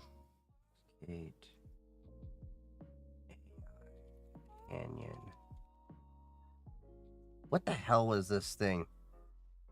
Gatebox. So have y'all seen this? I think this is what it was. Yeah. Okay, it was Gatebox. Hold on, I'm gonna get a video or did Gatebox get discontinued? Oh, they just discontinued it. Okay. But anyway, let me show you this. Gatebox was like an AI companion that pre-existed a lot of this. And this was a Japanese thing for people that were lonely. Like, it was a little AI companion. This came out in 2017, okay? This was $1,300. You could have, like, a little AI kind of girlfriend-like thing. This was an interesting concept at the time. For $1,300, for what this did and how this was presented, I was like, okay, this makes sense. But now, with everything going on, this is tough competition. Wasn't there a guy that married, I think there were a few people that married their AI or something like that. Yeah. I really do think we're not that far off from the whole, what do you call it?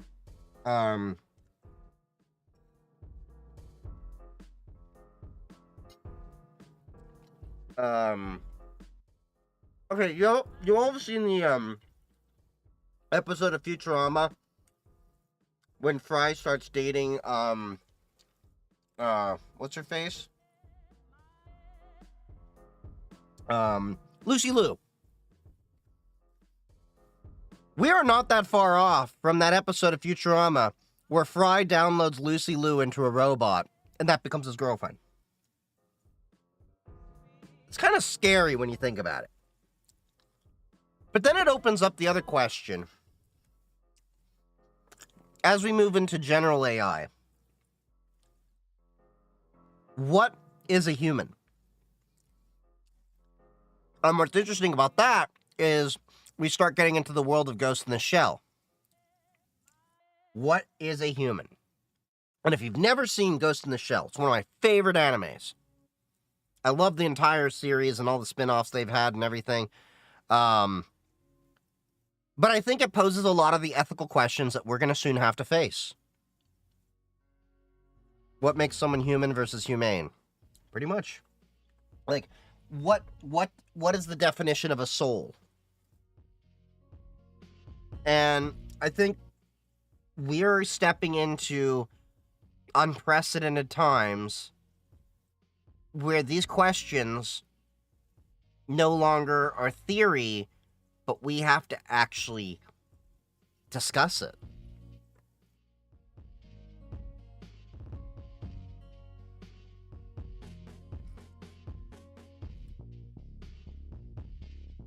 Heard Apple wants to make AI robotic lamp with projector. Steve Jobs rolling in his grave. What the hell?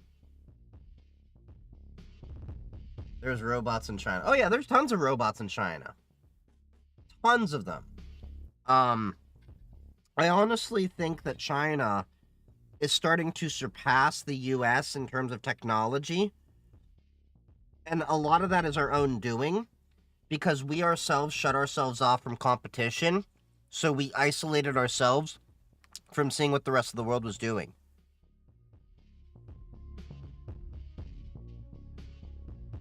That's why it's catching a lot of America off guard with DeepSeek and everything like that.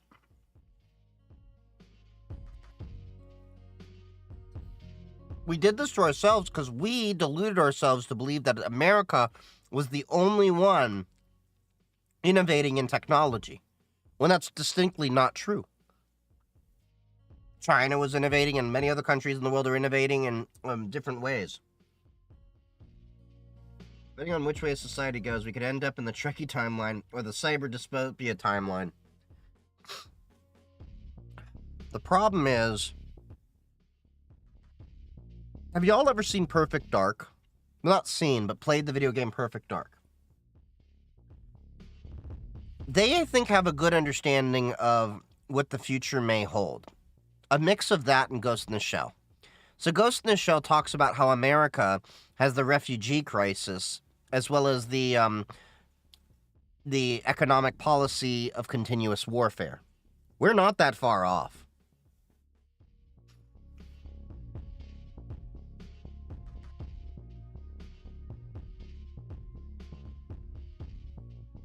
Korea, Japan, and China are way ahead compared to most of the world.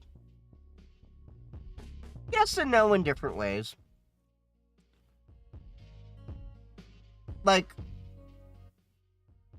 Japan is definitely an interesting ecosystem for mobile phones and everything. They've had, like, have you ever looked at the K phones? I think they're what they called Kai phones or whatever. Really interesting concept. In fact, Japan has had waterproofed phones for a lot longer than we have,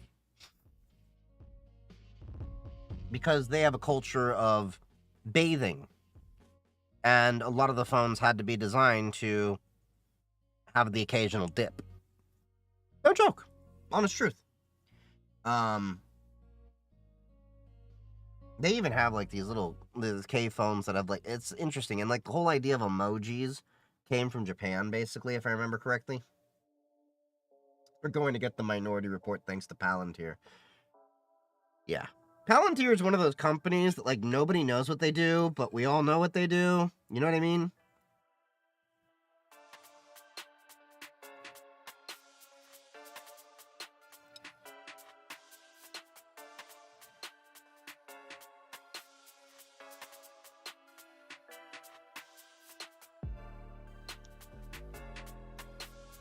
Oh, cost nightmare. And you know what amazes me is, as much as we've all seen Hollywood and we've seen the horrors of a lot of the sci-fi and everything, we run straight into the same horrors in those movies. Now, I do often question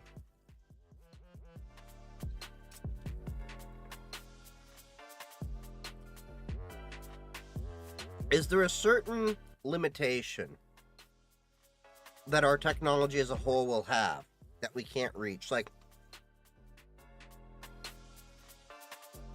is general artificial intelligence, in the true sense where it can pass a Turing test and be able to cognizantly and consciously think and have its own reasoning, is that something that potentially may never be able to be reached because it's just a physical impossibility? Or is it that we just haven't reached that technology yet? That's what I think will be interesting to see.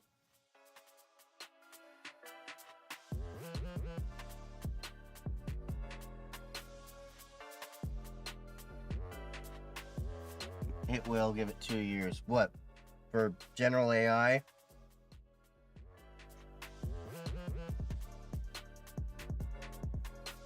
think once you optimize how to code with qubit quantum tech. I don't know if quantum is going to be the boon that a lot of people think it is. Now, it is true, it can do some things a little bit better, but there's apparently some things legacy computing can still work a lot better with. The big difference between what was my train of thought? The big difference between traditional computing as we think of right now is that it can do a 0 or a 1, whereas quantum can do 0 and a 1. So it can be both on, off, and both. It can be either on or off or both. Quantum states are really interesting. It's definitely going to be a little bit of a shift in the paradigm of how we think on things. What, this Tangara over here? Yeah, this is a nice little music player with an ESP32 processor. I've been loving it. I've been rocking it every day. I think it's a much more solid MP3 player than my iPod. I also like the fact that it works with a regular SD card, and I don't have to do any modifications. It's just, boom, SD card. Boom. Plug that into my computer. Organize it however I need. Completely open source. I gotta update it, but... yeah. AI will turn into AGI into ASI, where technology is indistinguishable from magic. The average schmo, it already is indistinguishable from magic.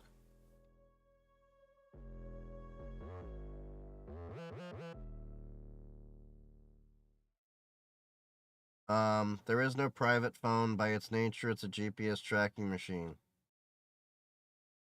I never said a phone's going to be completely private. If you've actually seen my videos, I've often mentioned the most secure thing, and I'm pretty sure some people in my audience will tell you, is tin cans and string.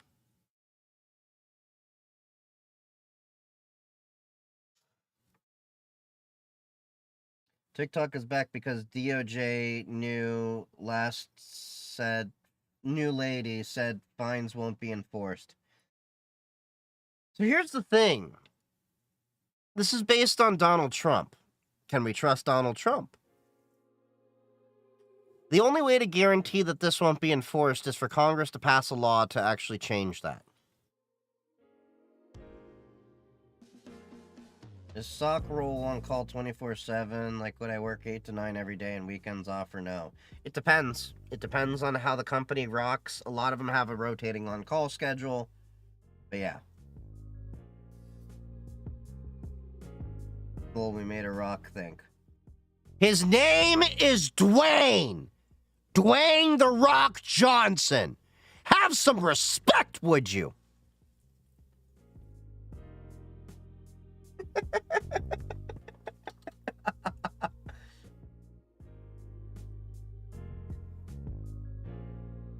Any problems you found with the Tangara? Not really.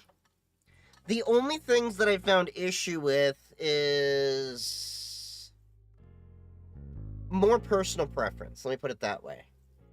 So, the only things that I found, and I'm coming from an iPod world. So, the screen always stays on if you have it on.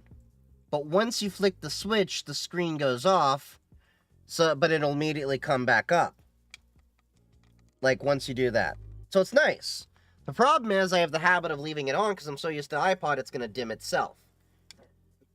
The other thing is, again, these are personal preference things. When are you doing drop tests on the Tangara? When you can pay me $250 for another Tangara in case this breaks. The other thing is that the volume can be adjusted only through the volume buttons on the side, but you can customize a lot of this. It's just, it doesn't give me that direct iPod feel I'm used to, and the click wheel isn't clicky. It's got a haptic feed. But overall, I like it better than I do the iPod, because for one thing, this has a dark mode. So I like that, because the iPod didn't have a dark mode. I have to go through and rebuild my M3U and M3U8 playlists. I like that it works with FLAC rather than the Apple ALAC, Apple Lossless Audio Codec. So I don't have to re-encode my things. I can just drop in my FLAC files. Overall, it's really great. I've really been enjoying this. And I have to also temper a lot of my expectations because I have to remind myself, this is a $250 audiophile music player. And while a lot of people say $250 is kind of expensive, that's pretty cheap in the audiophile world for listening to your devices. And this can also work with my 250 ohm headsets, whereas my iPod couldn't.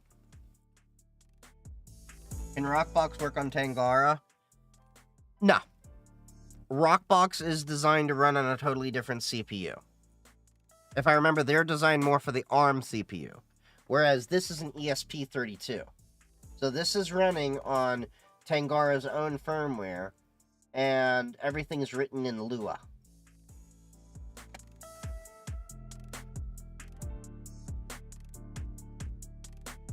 But Apple's tech is better quality as they still work. That's not really as great an argument as you think, because you have to remember, all tech back in the 2000s was better quality than what we get today.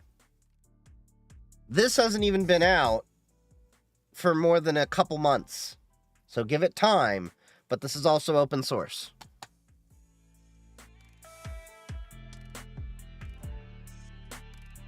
I apologize, custom software can play a lot more if I remember correctly. I don't know if it can play a lot more, because this can do just about everything the iPod could do, except this doesn't have a video player built in, but I don't know if I'd really play video on that. How long have you been dailying the Tangara? 2 weeks? When did I make my video on the Tangara? Let me see.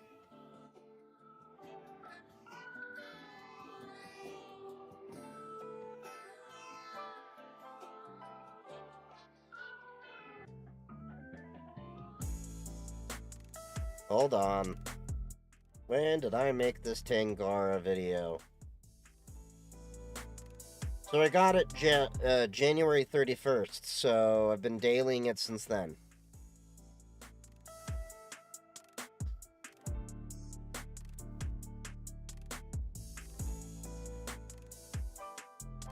Yeah, it's a really great audio player. I've been very happy with it overall.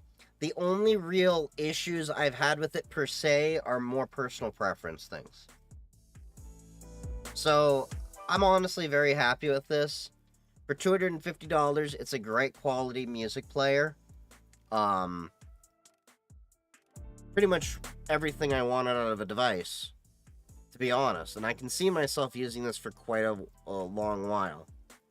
I also do like the fact that it does have the ability to connect Bluetooth headphones, even though I'm not a fan of Bluetooth, but it's nice that I have that option.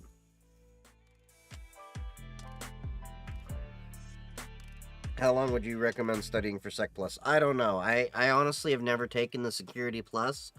I've only taken the CISSP exam. And CISSP, I studied for about 6 months. But iPod looks cooler than that looks like generic prison see-through Chinese TM. You do realize this is open source and you can change whatever you want on it. You want a different case? 3D print it. Or CNC it. There's nothing stopping you.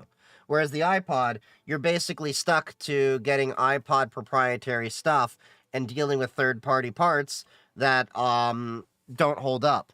the reality is why I switched away from my iPod, it's close to 20 years.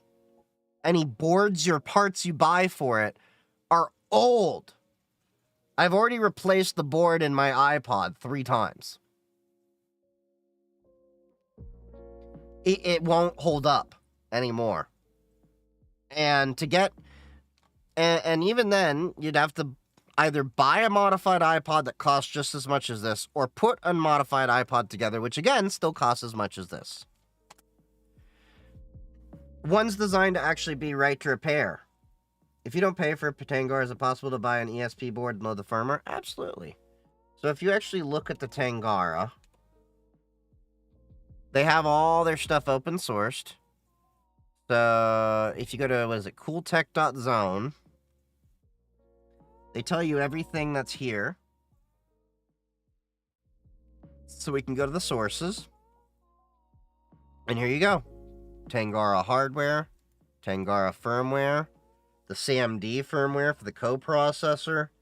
So you can actually get the entire schematics and everything for this.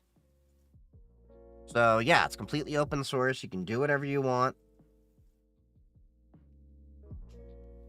What about a PSP Vita? How long ago did the PSP Vita come out?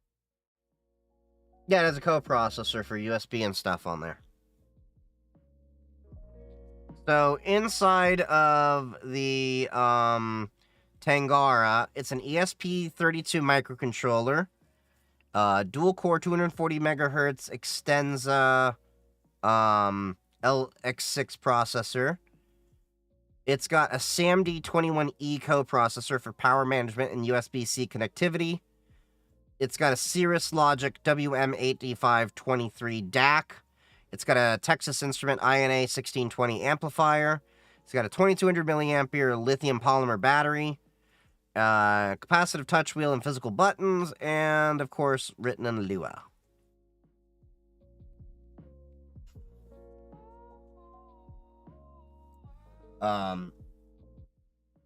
What did I switch to? I got the Tangara. So I originally backed this project over a year ago.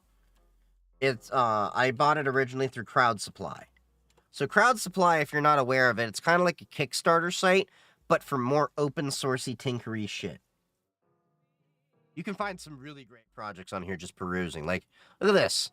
Somebody's making a USB Type-C breadboard power supply. So you can get this, shunt in your power, and your breadboard can have a USB-C power supply. You got ink consoles. You got, like, this little guy I was looking at, too. A software-defined radio in an M.2 card. Imagine you throw that in a laptop, you got SDR. So, yeah, I bought this Tangara over on Crowd Supply a little over a year ago when I backed this project.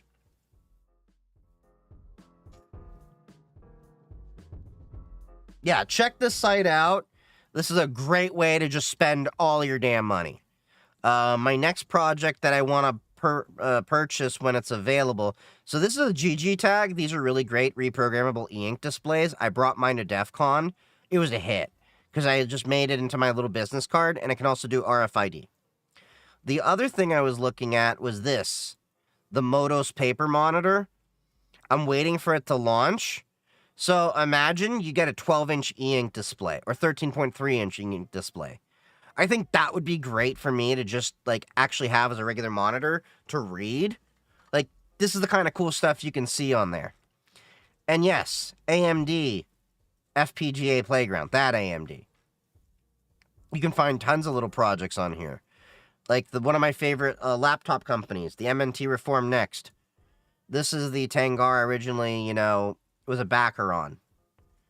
Like, look, I funded this, like I said, a little over a year ago. You've got people making GameCube parts. This is another project I was looking at, the Discovery Dish. Because eventually, I want to do some satellite stuff with an SDR to get weather telemetry and stuff like that. Or, you can do... I want to get several of these, honestly. Radio astronomy and other cool things. Like, there's so many cool, different little tech things you can pick out of here. Yeah. So definitely spend your time. Go through here, waste all your money. Not really a waste, but yeah. This is Crowd Supply, crowdsupply.com. Really great little tinker site and all that. Like, you can find, like, really, really unique, neat little things over here. Like this. This is an ARM computer that can fit inside your USB socket. Look at that. The Tomo. You can make it a U2F token or a bunch of other things. SDRs and alarm panels you can run, and, you know, spectroscopic radiation detectors. A little Arduino board over here. E-ink typewriters. Tons of SDR products of all sorts. You got your other ESP32S3 modules over here. Look at this. The Diabolic Drive, a stealthy modern wireless keystroke injection tool. Like, there's tons of cool things you can go and tinker in here. And just, like, back different projects.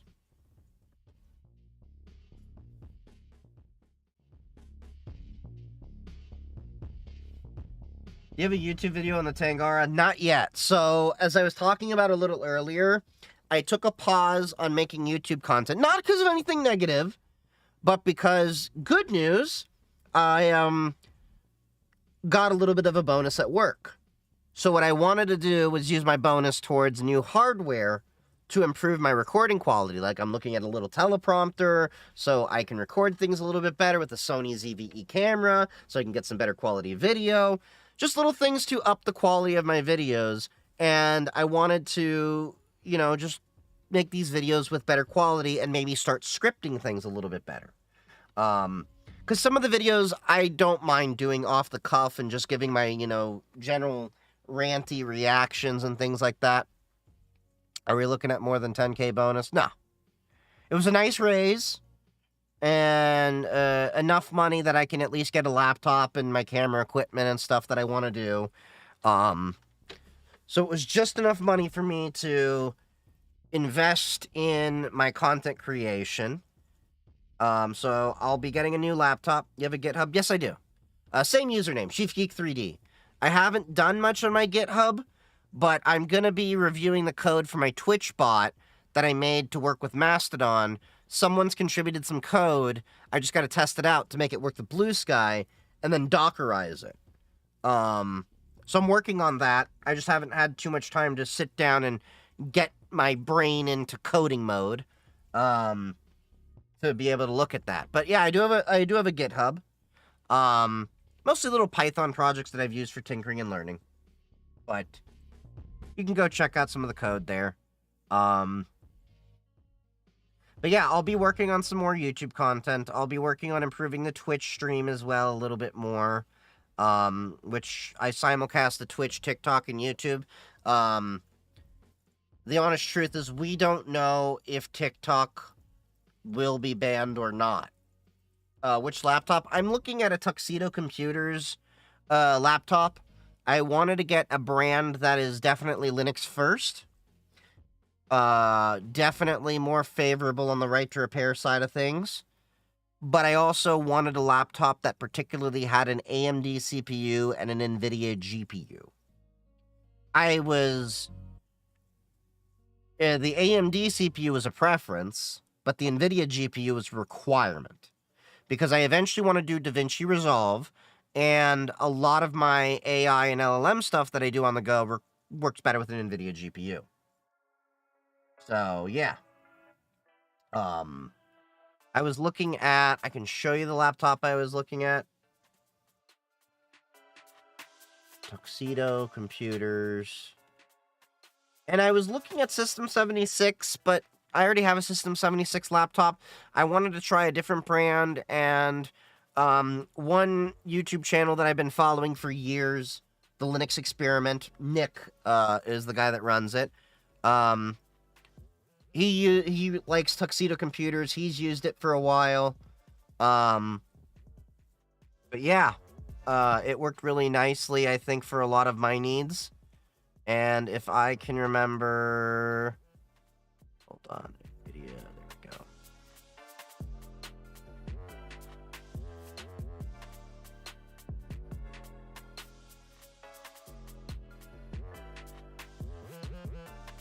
Alright. This was the laptop I was looking at.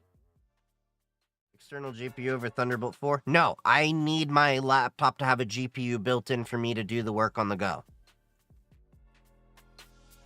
I needed something that I can do for regular work as well as other stuff. So this is the Tuxedo Computers. What is this? The model, Stellaris Slim 15. So the cool thing about this is I can customize the logo.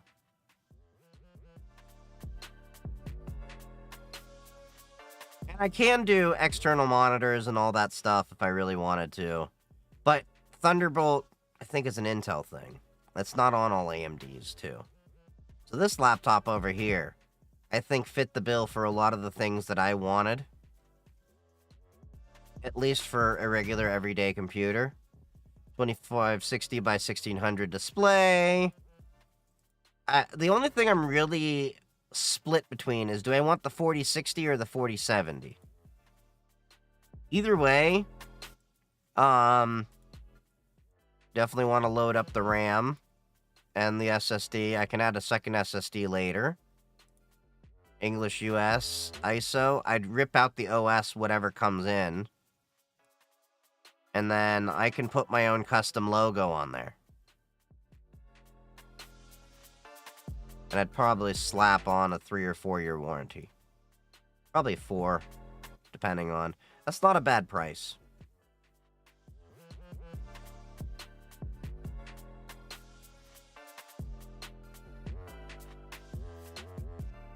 Yeah. I've been using, Hey Ray, I believe is they called her.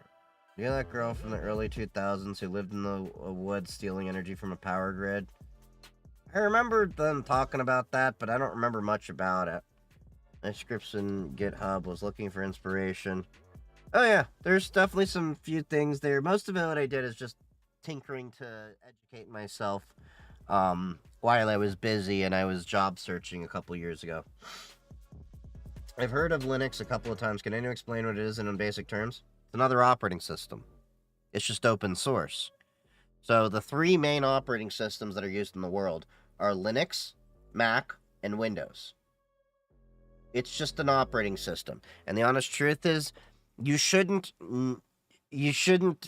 ever deal with an operating system directly. An operating system is just a software to run all your applications on top. People don't use operating systems, they use applications. Applications run on operating systems. That's the main thing that you need to know. And most of the world that you're connecting to with different servers and all that, they're using Linux. What's the best VPN? The honest truth is, I think people overemphasize on VPNs and they treat it like a silver bullet, and it's not really that magical. Before people actually go down the route of like using a VPN, or even I recommend a VPN, you should understand what a VPN is and what it does, and understand that you'll probably be more private by learning how to use the internet more privately than learning how to access the internet more privately. So I have an entire video, about 40 minutes long. VPN, it's like something like VPNs, overhyped, misunderstood, and not a silver bullet. I think that was the title, more or less. Now, with that being said, I'm a fan of Proton for it being more secure, but Mullvad's more private.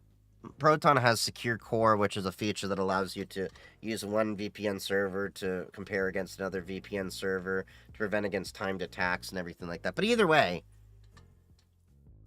VPNs aren't really a silver bullet, and most of the time really just help around getting around a geo-block or accessing something securely through a tunnel. Is Linux better than Windows? If so, why? Open source, faster, lighter weight, no bloat. You can have control and have it look, feel, and run however you want. Whereas Mac and Windows, they make you boxed in to learn how to use the computer system the way they want. With Linux, you can have a computer in any way you want. contrary to popular belief, Linux is not more complicated than Windows. It's actually a lot easier to understand. It's just more people are more familiar with dealing with Windows every day. But once you actually use Linux regularly and you understand how it works, it's a lot more intuitive to understand how it's designed than Windows. I know that blows a lot of people's minds when I say that, but trust me, when you understand that you can modify and administrate an entire operating system with a text editor, whereas Windows, you have to remember group policy, service management, registry editors, and a bunch of other tools to manage your system, versus Linux, you just use a text editor? Yeah.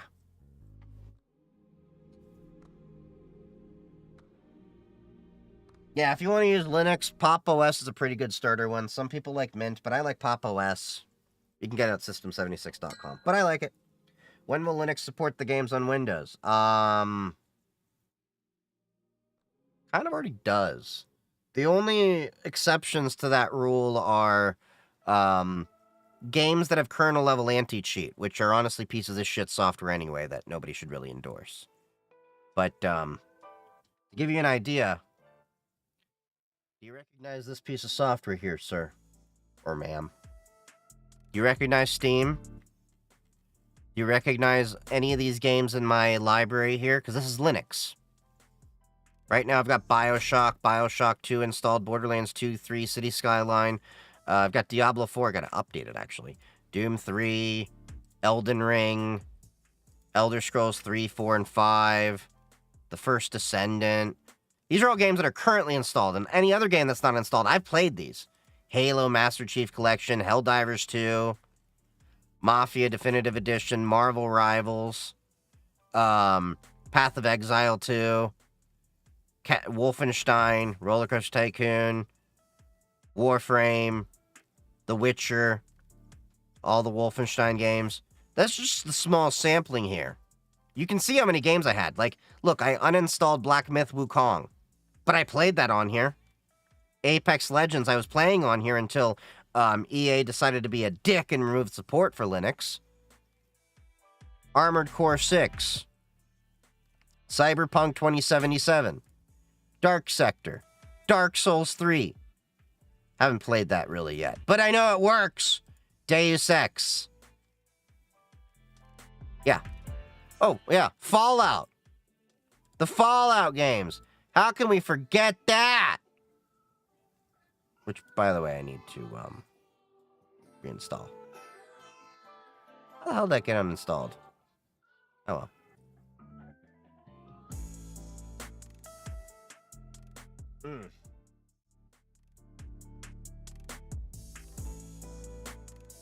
MapleStory doesn't run on Linux because of the anti-cheat. Yeah, and I like the fact that Valve is forcing game companies to actually disclose when they're using kernel-level anti-cheat, because, contrary to popular belief, it's not anti-cheat that doesn't work on Linux, it's kernel-level anti-cheat. It's all Gen 2. I have a life. Mint runs great on my older hardware. It's alright. Wine. Well, we use Proton, which is wine packaged into it, amongst other things. Really excited for the public release of SteamOS 3. Why? It's not really going to do anything different than the other Linux distributions can do. The main magic is Proton. Distro. I'm on System 76's Pop! OS. Trying to install Arch Linux with Hyperland as a first-time Linux user. Don't do Arch as a first-time Linux user. Use an actual operating system. It's a little bit easier. Arch has all these other nuances you got to deal with. Don't do it. And I'm going to say this. Shut up, Arch users! We get it! You use Arch!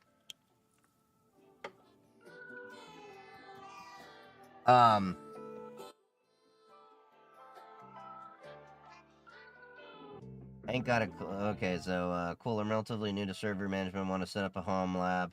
Yeah, Linux is really great to get your elbows deep into it. I've been using Linux for many years. I started because I was a broke college kid at the time, and it was free, open source, and I could tinker with whatever I wanted. I already installed it once with a different environment, and this time would be my first time Hyperlink. Well, you can use another OS that has all that stuff pre-installed out the box. You can use an Arch-based Linux that's a little bit more stable. I just didn't like the other environment. So install another environment! Yeah, don't do Arch, period. Don't be an edgelord. Arch is just great. Sure! If you're a fucking masochist!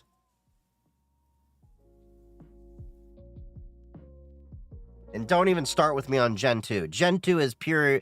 if you tell me you run Gen 2, you are telling me you don't have a life. If you are telling me that you use Arch, you're telling me that you're a person that also doesn't have a life, but also needs to really touch grass.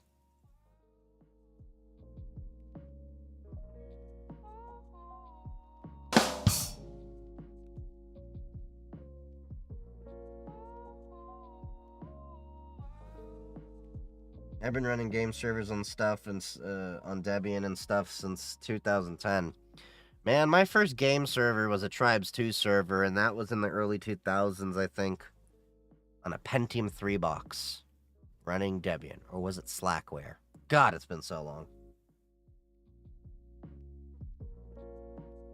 Can it run it for what? Fortnite.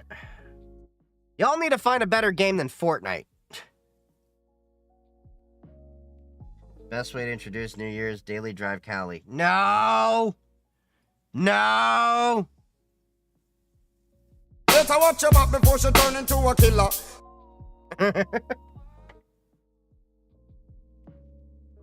Cinnamon is a nice GUI. It's alright. Best Linux distribution with GUI. The one that you like the best. That is an Arch. Who shot me, but your pumps didn't finish. Gotta run Arch so you can screenshot and show off all your terminal sessions on your screen. You can do that with just basic terminal. You don't need a GUI for that. Dude, no better game than Fortnite exists, maybe Diablo. If you really think that, you haven't played many games. I will gladly pick up a Tribes 2 match before I will do Fortnite. Have y'all ever seen Tribes 2 gameplay? It makes Fortnite look like child's play. I still haven't found a game with the intensity of Tribes 2.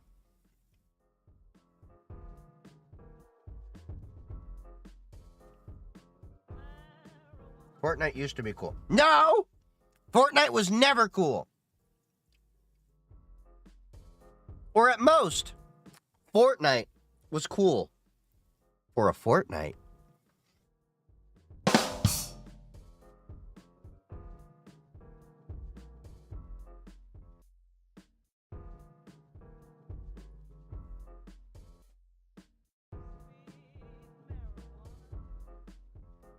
I'd say Quake 3 was intense. Quake 3 was pretty good. Although I liked Quake 4 better. Quake 2. Have you played the Quake 2 with RTX? That was a great play.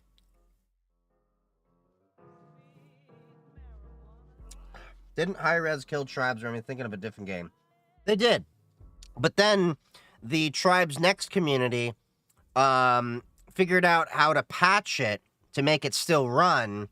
And then Tribes 2 is now available with an open source package to get it working. Minecraft is better than Fortnite. Command & Conquer was epic. That's been a minute since I played that. Unreal Tournament 2003 is pinnacle online FPS. I'd say it's up there, but Tribes 2 is just still so much better. Tribes 2 is just in a league of itself. Tribes basically pioneered what we call ZFPS, which are really fast, high-intensity, first-person shooters that you didn't have to worry just about, the 3 dimensions in terms of, elevation and all that like you normally do. You were flying around doing capture the flag with jetpacks and skiing with zero-friction boots, so you could literally, shoot up, jetpack in, and then control your descent, and then, oh, it was great. Getting money now, getting money in the daytime, even kinda when I sleep. Wake up to getting bread, which I do this for the streets. ADHD. Thank you for that sub there, Devil's Great. Thank you for that Prime sub. I appreciate you. Team Fortress Classic is also amazing. Yeah, it's been a while since I played that. Been a long time since I played Tribes 2. What I would eventually love to do is get a Tribes 2 server spun up if someone wanted to host it, but do it with the Ultra XL mod, and then there's a pack out there for all the maps. If we could somehow throw in that mega pack of maps with Ultra XL mod, and maybe do like a 16-on-16 match, or even I'll settle for an 8-on-8 match. That would be really fun to do.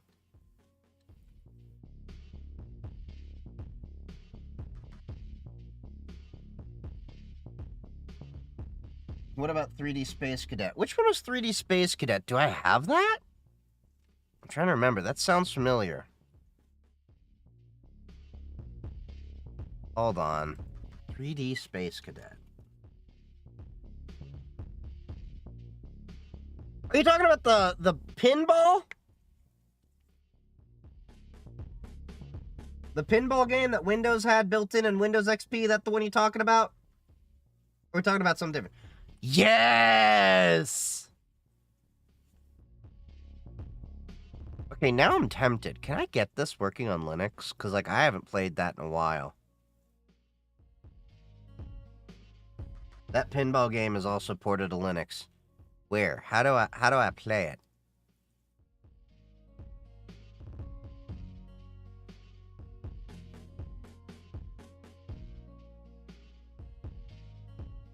Hold on. Is it just in Steam? I'm curious. I know I could do a VM of Windows XP, but I want to get that whole... What's your home list Linux distribution? I use Pop! OS for my daily stuff, but I also use Cubes OS on my laptop.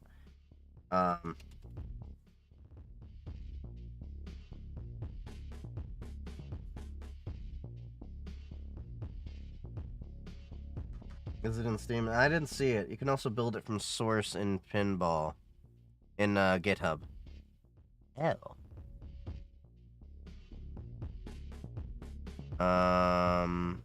Someone hosted it on github.io.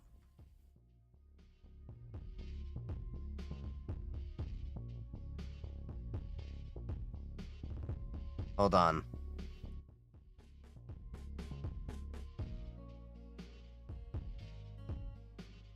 Okay, so hold on. Yeah, I think 3D Space Cadet GitHub. Okay, so someone has decompiled this. Known source ports. A game bundled with Windows.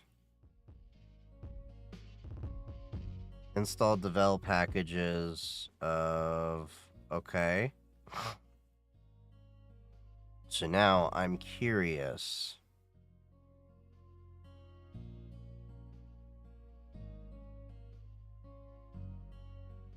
Okay, so compile with CMake. Cross-compile for Windows. Install a 64-bit version of MingGW. Use the MingGW CMake.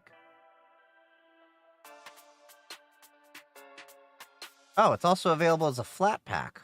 Oh, that makes life easy. Okay.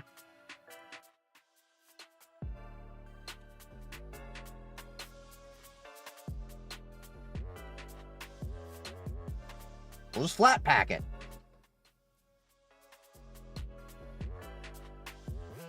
Okay. So now...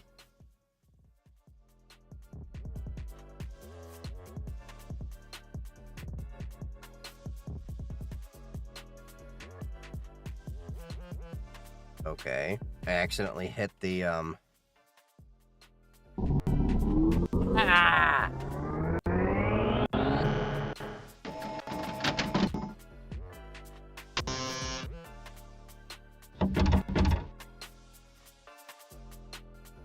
Hold on. Player controls. Okay, so... Z and that. Okay, there we go.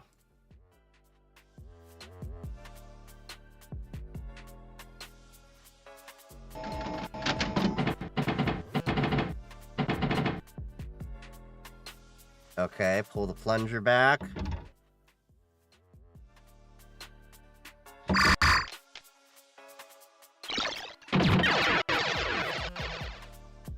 Welcome to a lot of my childhood that I wasted. Was on this game.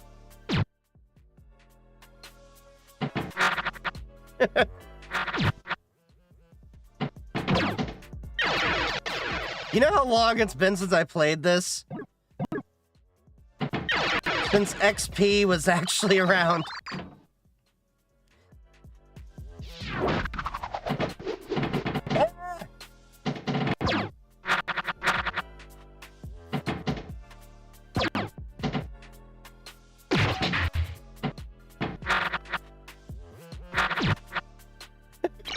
No! Okay. We got one save from that. Ah, I forgot that shot out.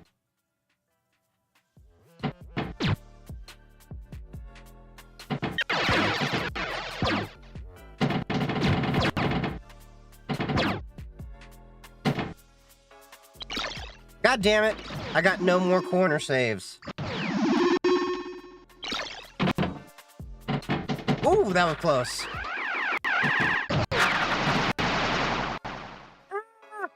Fucking A.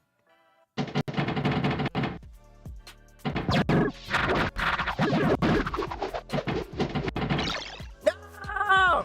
Okay. The screen is so tiny. Here, let's see. Can we up this? Oh wow, it really only does like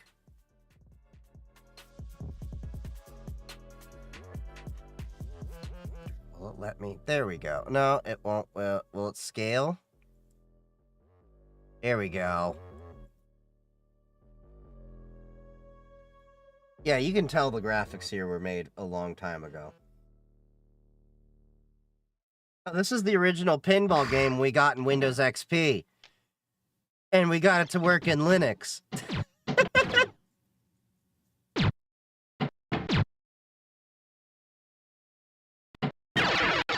Although I don't remember ever having this at 120 frames per second. God damn it! Did not want to use that up so soon. Oh yeah, I forgot the lights at the top move around when you hit the paddles.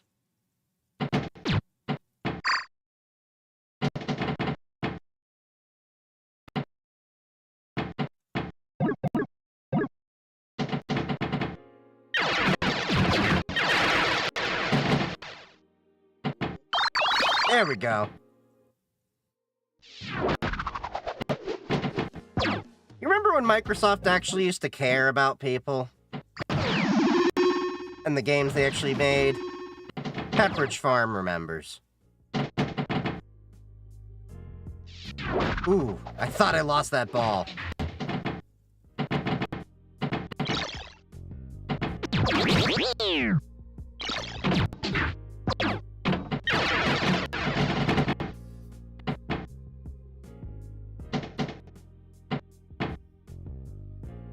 No, no, no! Ah, thought I almost lost it.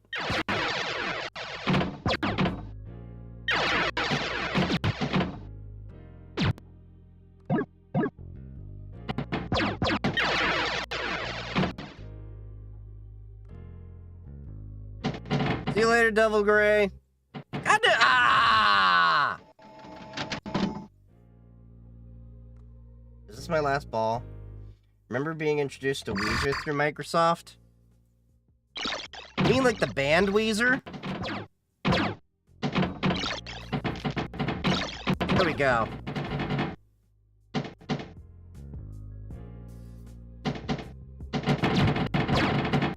Man, I forgot about that. I do remember the whole Apple controversy when they installed U2 on all of our iPads and Macs.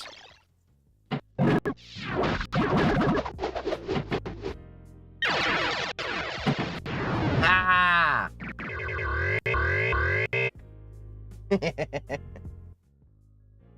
Wait.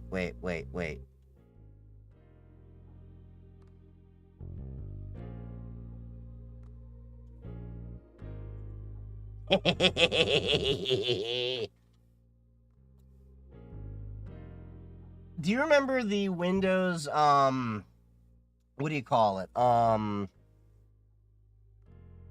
Windows 95 had a video with Friends. Do you remember that? With Jennifer Aniston and, shit. Who was the dude that played Chandler? They were, together in that video with Bill Gates in it. It was a wild time, the 90s.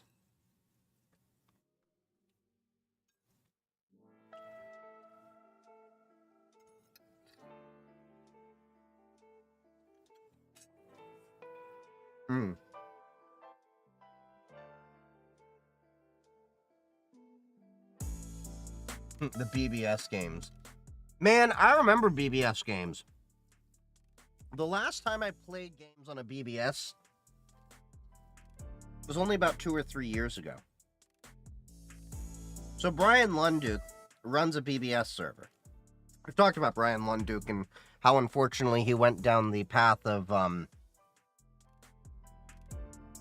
getting red-pilled with toxicity. And not in the fun Matrix, Morpheus kind of way. Yeah.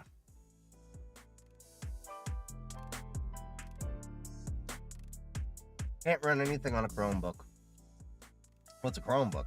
They're not meant to, like, really run more than a web browser. They're great basic devices, don't get me wrong. I throw them left and right to elderly people.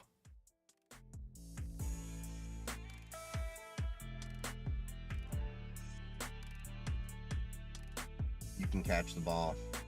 Catch these balls. This was actually a demo for the full game that was supposed to be added, but never was. Wait, pinball was a demo?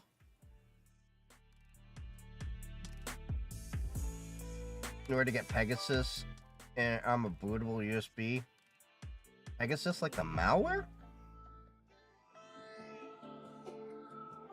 I remember playing this with the Plus package for Windows 95. Oh yeah, I guess that makes sense. What's up, Dow? How's it going? Back when cereal boxes came with full PC games in the box. Man, 90s and 2000s were really fun. We were literally handing out software on floppy disk and CDs and...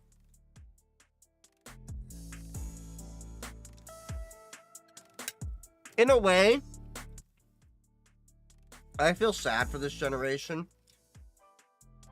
Because when we grew up, it was this amazing age of tech was finally starting to become the computers that you knew, but they were also so accessible in learning a lot of the knowledge, because now y'all come into the era with Gen Z and Gen Alpha where there's so many layers of abstraction that you have to peel away more shit to actually understand how a computer works. And I think that's why we're also seeing a lot of computer illiterate people in Gen Z and Gen Alpha.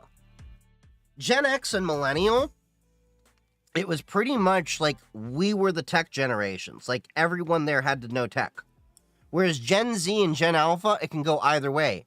You can either have people that actually really know computers or don't know a fuck all about computers.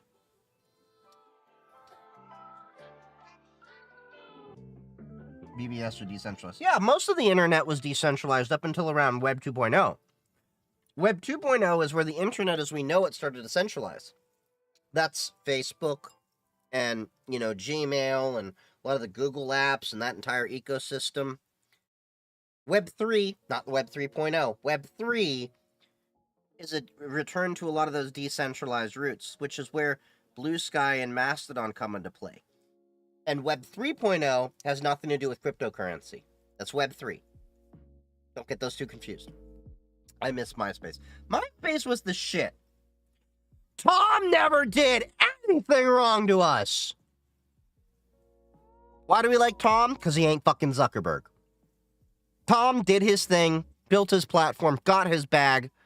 And do you ever hear anything negative about Tom? No. That dude is traveling the world, living his life, photographing some really cool things. Be like Tom. Not like Zuck. Not like Musk. Invidzi. Yeah. See, here's the thing. Everyone wanted to be friends with Tom.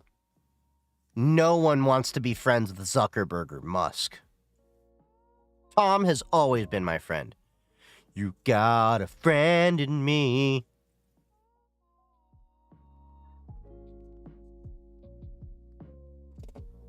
Because when it comes to Musk and Zuck, well, you know. First off, fuck your bitch in the click you claim. I learned script from Tom. Everyone in the millennial generation learned how to code as a result of us making our MySpace pretty. Don't deny it. You were that obnoxious person that had GIFs all over your page, and your music was automatically playing, probably to some emo tunes, when you opened your MySpace page, blaring at max volume. And you probably had pixel art raining down on your page. And don't lie. At one point, you put enough crap on your web page to crash your web browser. Don't lie. You know you did. Started earlier with GeoCities and AngelFire. GeoCities! That's great shit! Tom never judged me. He was just so welcoming, letting us know you always had a friend on MySpace. But y'all, two things that we can say that Gen Z won't get. Who's your top 8? ASL.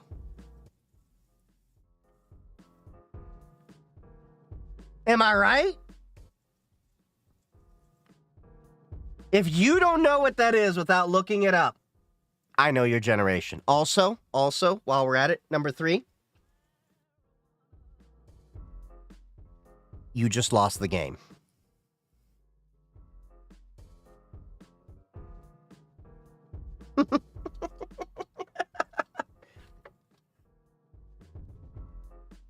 I know it was a moderator in one time. Dangerous time when he thinks about it. Handing out your ASL. Yeah.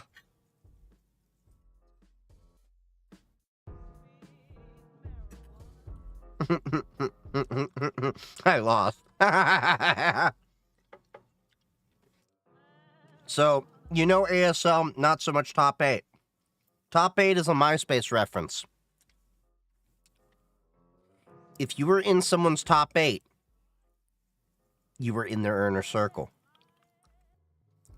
People were fighting to be in each other's top 8. You would have entire friend groups destroyed because that person who was number 9. One time I was chatting with a girl that turned out to be my sister. Bedrock. To you, I say,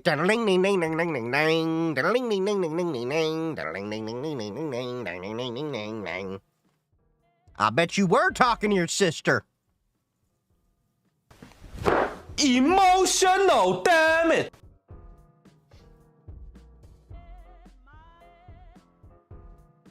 IRC times. IRC was great.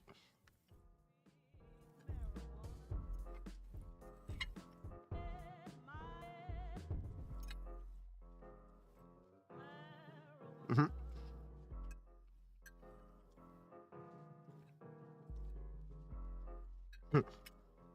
I used to hang out in IRCs. IRC was, for those of you not aware,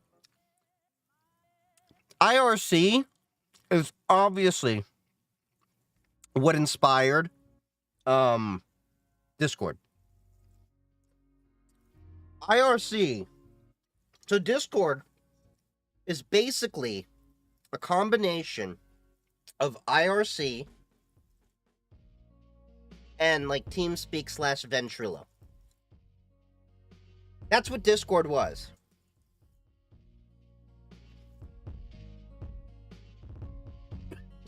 IRC think that's still a thing. I cry on IRC when I don't understand something Linux. Oh yeah, IRC is still around, but Discord has pretty much displaced IRC.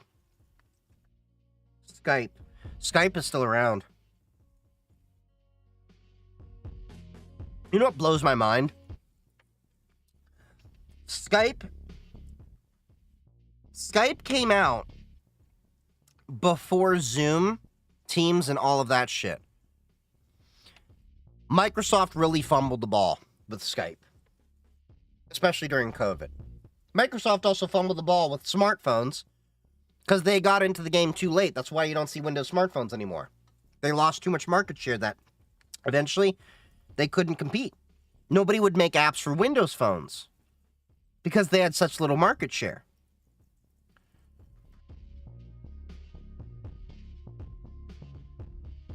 Stopping the stupid heater, I'm a man. Wait, what? I'm a real boy! What? This is what got me with Discord, the IRC feel. Well, you can totally tell.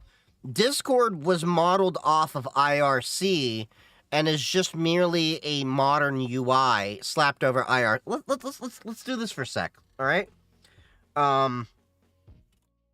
IRC servers. Okay, so do we have any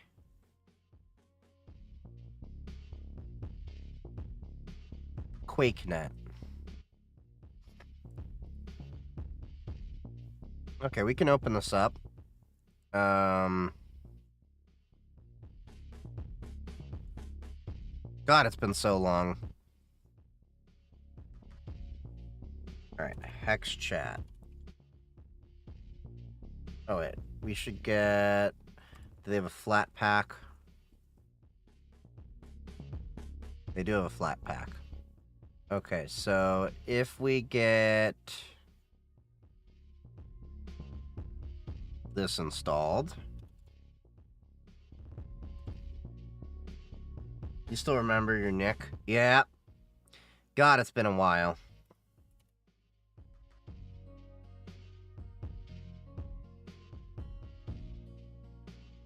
X-Chat. Okay. Alright. Let's just... There's still a bunch of servers still around, apparently.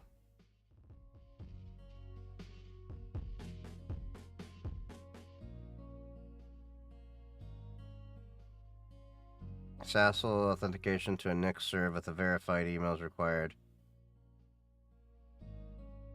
Okay.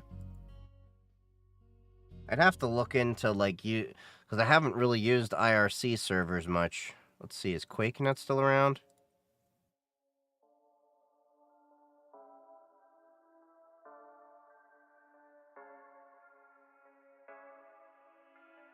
But you can kind of get the idea that this, Okay, there's no channels listed here because I'm still not connected. Disconnect.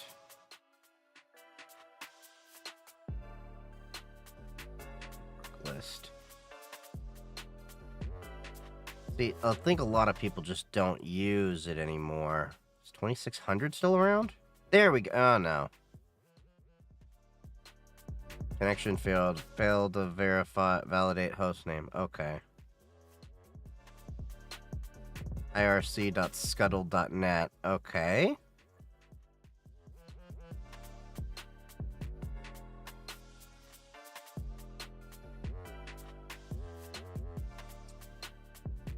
Huh.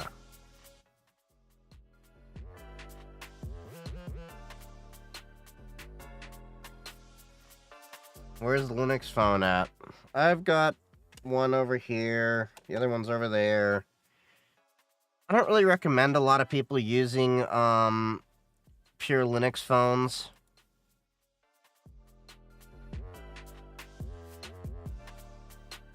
Okay. Yeah, I would have to actually look into what servers are still around because it looks like some of them just aren't connecting. But you can kind of get the idea of, like, this is very similar to Discord.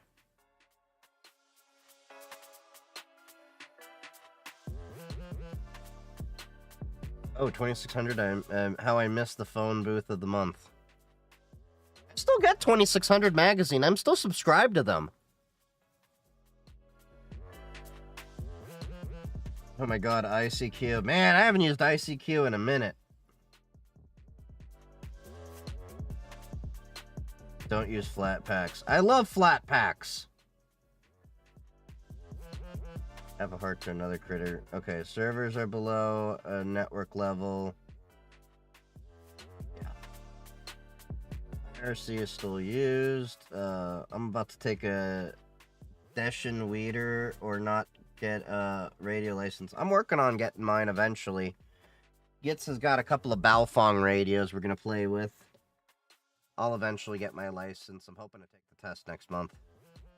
Can you install Brave on it? On Brave on this computer? Yeah, I got Brave installed. Brave is open source. That's what you're meaning. What distro are you currently showing on the screen? This is Pop! OS Linux. I like it because I do like the Mac GUI and how they look. I just don't like Mac. On the phone? Oh yeah, you can install Brave on the... Does Brave have an ARM version? I got Firefox on it, but yeah. I don't like Flatpak and Snap. I build everything from source. The reason why I like Flatpak is because it helps sandbox it, as well as it's able to be packaged in a reproducible way with all the dependencies. And again, it has a sandbox. So I'd rather run my apps out of a Flatpak. Plus, it makes everything a lot easier. Pop! OS uses a GNOME desktop environment, which is... Yeah, it's also available, but they have a customization of it. Now, eventually, Pop! OS will be using Cosmic desktop environment, which is a fork off of GNOME rewritten in Rust. I can sandbox stuff. I mean, yeah, but Flatpak makes things easier. What's your thoughts on Meshtastic? So, I like Meshtastic. This is one of my Meshtastic devices I was going to put together. Having a little issue with this Heltec V3. So, guess what I got? Wait, where's the other one? Oh, here it is. I got 2 more Heltec V3s for Laura. I'm going to be working on making a repeater and all that stuff. Do you need a license to legally use Baofeng radios? You don't need a license to listen on shortwave and all of that stuff. You need a license to transmit. So, I'm working on my license so I can get that. After being at DEF CON last year, I really decided I want to do it because there's a lot of people that I can run into that do a lot of different ham radio stuff, bring my ham radio out with me. Plus, I would like to meet up with people that do Meshtastic stuff. And if I can, I'm going to try to set up Meshtastic to communicate with my buddies. Is Zello decentralized? No, Zello's not. Talking about the banking thing? No, it's not decentralized. Who wants easy? Oh yeah, I listen to shortwave, mostly number channels and stuff. Yeah, you don't need a license to listen to radio. You need a license to transmit. So I think I'm gonna actually go to I'm gonna start with my technician license, not Zell.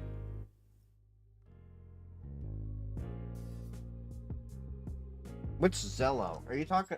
Hold on, I may have to look that up. I might be confusing myself. Brock, fuck off.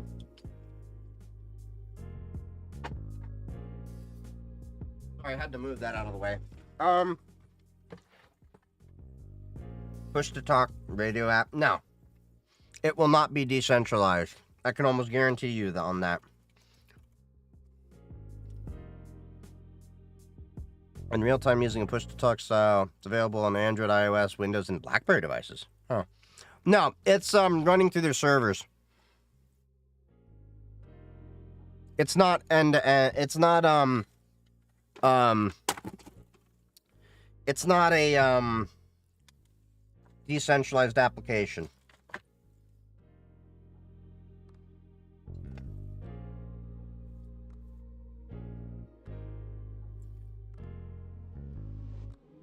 Yes, you can send an email through DB radios now. That doesn't surprise me.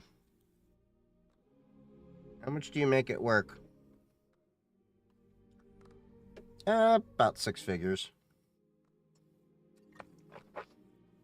I make enough that I have a decent living, for the part of the country I live in.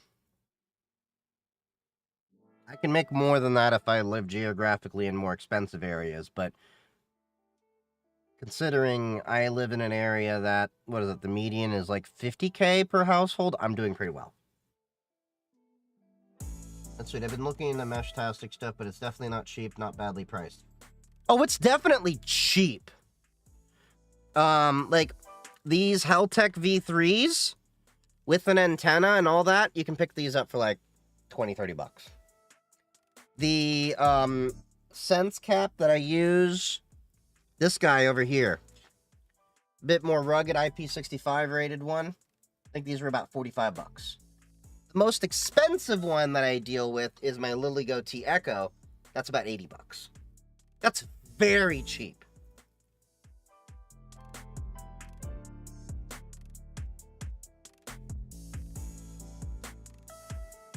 $100K doesn't get you too far, though, to be honest, in the US. Have you seen the prices of eggs? Eggs are $10 for a dozen. Is it hard to maintain a signal relay? Are you talking about for Meshtastic? Not really. It's more a matter of having a device that is reliable. That's USD, though, right? Yeah, but you have to remember, cost of living in the US is going up. 100K is the modern 40K of the 1950s. Yep. And 100K in the US is still middle class. And it ain't even upper middle class. Middle class income 2024. Middle class is $52,000 to $155,000 a year in the United States. So if you want to think about it, in terms of the middle class, I'm in the middle of the middle class. My friend just got a jammer for GSM network.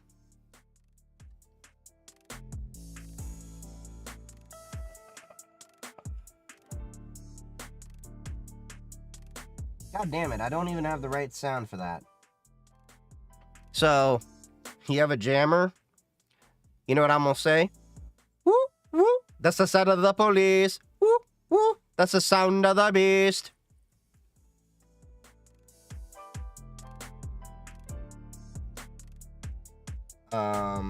In Meshtastic signal relay ain't that hard to make. I think the unit I was looking at about $100.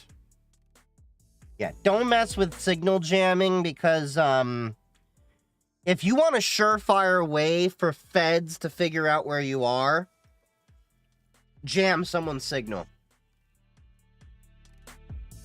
The FCC is probably one of the few federal organizations I say do not fuck with.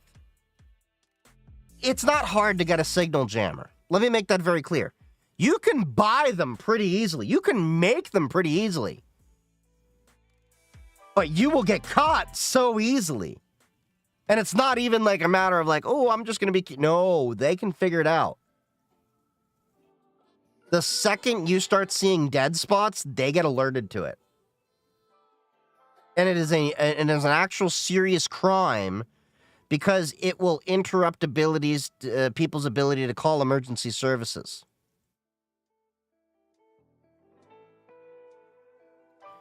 Like in a couple hours, they'll be knocking. Wouldn't be shocked. There was the one guy. Did you all hear about the story about the one guy who got arrested driving around with a signal jammer? And his rationale was he got tired of people driving around on their phones. They caught him pretty easily by watching the path that was happening. Signal jammer, driver arrested.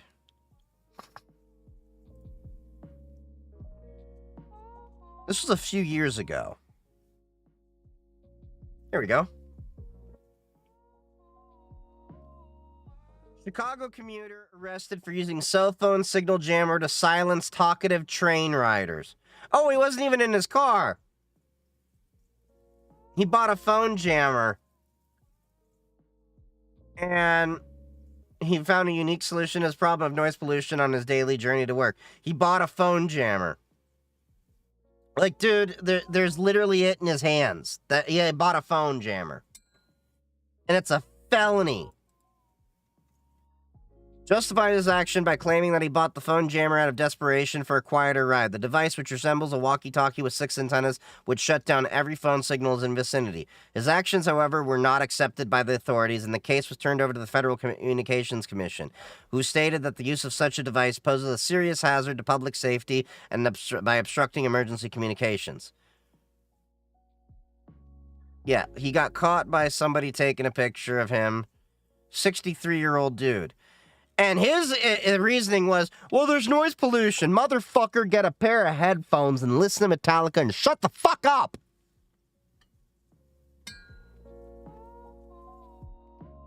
Oh, yeah, there is another dude that did drive around. I'm trying to find that. 1 second.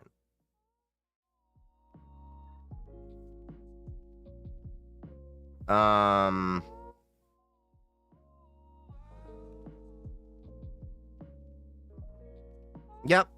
There's a few of them.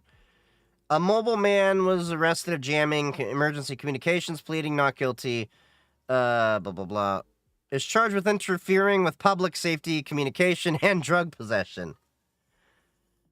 Hold on, let me see. Class C felony, la la la la. But yeah, there's multiple incidences of this. Driver caught using a cell phone jammer to keep motorists around him off the phone. There we go. There we go.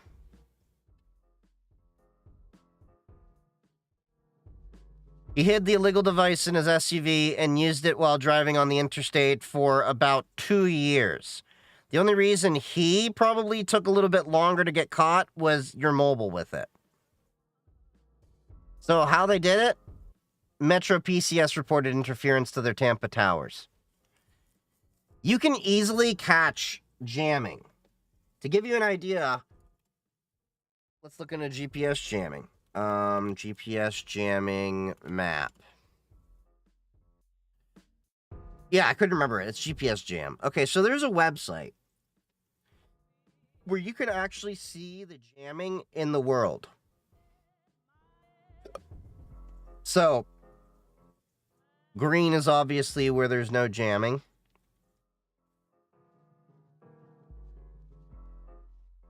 And countries often do this in war areas. Like, look. So you have it right over Ashdod, Ashkelon, Kiryat Gan. And you have some interference like over Jerusalem right here. Like you got it all over the Dead Sea. Like this area right here, there's definitely interference. Now this area, you can tell there's no air traffic whatsoever, because this is actually picking it up from pilots and everything. Now you can actually pull out. And right over here, you got some more interference. Where is this? This is...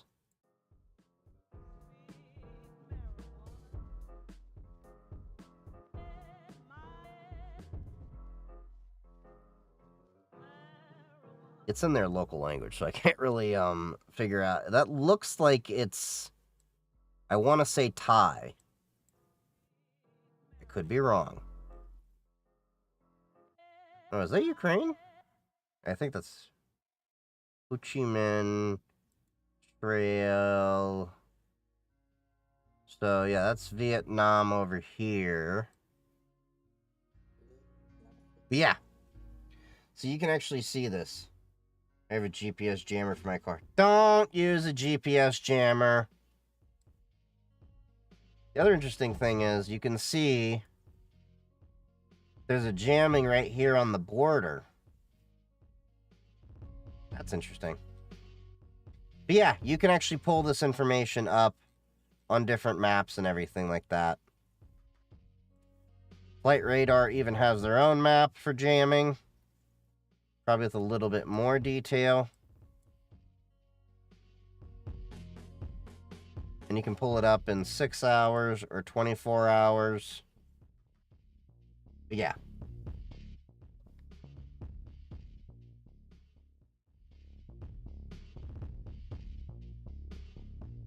Check my city. I don't need to. Most of the U.S. is green.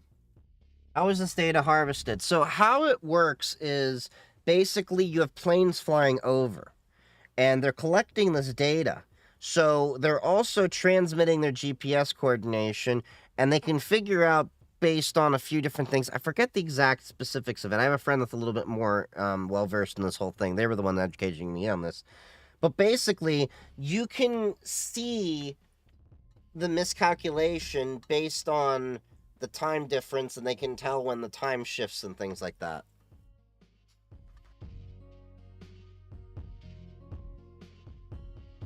My wife always knows where I'm at. The irony is that then everyone is looking at their phones to figure out why Spotify is buffering. You can easily catch jamming done by folks without the funds to dump their jammers places they want. I heard government has the lowest securities because that's why they be hacked so easily remotely. It depends on the government. It really does. Some governments are better equipped than others, but the reality of why government is actually less secure has more to do with the fact that they don't pay competitively to the private market. So if I can go and make 1.25 to 1.5 times the amount of money than I can working for the government, of course I'm going to work outside of the government. The honest truth is, the government hasn't been competitive in terms of pay. A lot of the people who are government workers, you have to understand, they're not in it for the money. You don't get rich working for the government. You get benefits that are great working for the government. You get job security. But, yeah, people who work for the government aren't doing it because they want to get rich. That's why it pisses me off with Donald Trump and Elon Musk, because they're like not understanding government workers aren't doing this because they want to get rich. They're doing it because a lot of them actually have pride in serving their country. The only people getting rich are the heads of government using stock trading. Bingo! And to prove that point, are you familiar with the ETFs that track Democrats and Republicans? There's ETFs that track Democrats and Republicans, and I actually invest in them. And let me see, the ETF, you have Nancy and you have Cruz. And if we look at the Democratic ETF, just to give you an idea, in the past 1 year, it's gone up 25%. If you look at the Republican ETF, tracking them, it's gone up 15%. To give you an idea of how out of pace that is, the average growth year over year is about 10% from the S&P 500 if you track it back all the way before the Great Depression.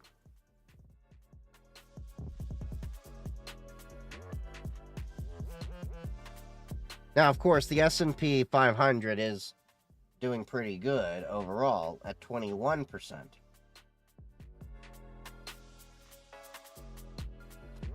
But the Democrat ETF is making 25%.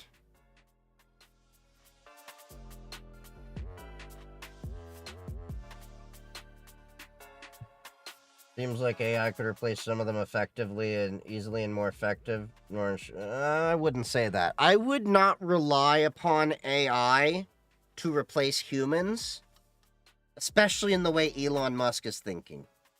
You do need humans to do a lot of this processing. I still am not in. The problem is AI is only as good as the information that it's trained on. AI is not in a position where I would trust it for critical things. We're not even at the point where cars can fully self-drive without issues. That's a critical function. We're not at the point where we can trust AI to do health decisions. We're not at the point where we can trust AI to do financial decisions and all of this stuff. AI is a tool that should be used by individuals to make themselves more efficient. But I don't think we're anywhere near a point where we can start saying AI can replace people. That's caused too much damage as it is right now with businesses that have tried to do that. Think about, like, for example, you had the story of the one company that threw out a lot of applicant resumes because their AI was mistuned.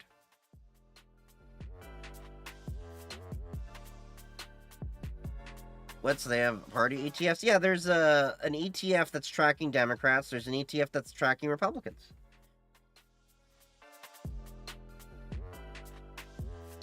What is Force Point? And tell me how you know how to quote the services trying to get a government fund.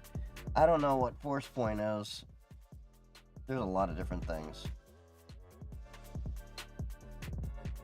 What exactly are they tracking? Their trades. So politicians have to publicly disclose when they buy and sell shares and investments and all of that stuff. So it's tracking those public disclosures. Now, if you were to actually, I haven't taken the time to do this, mirror Nancy Pelosi, then you'd actually do pretty well. Nancy Pelosi is one of the best stock traders. She's made hundreds of millions of dollars, or at least tens of millions of dollars. I don't know about hundreds, but maybe tens of millions. And I just try to diversify my money into multiple buckets and everything like that. Check who her husband is.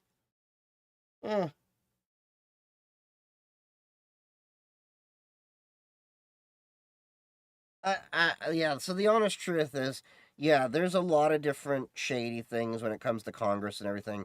I don't think that Congress should be allowed to do insider trades.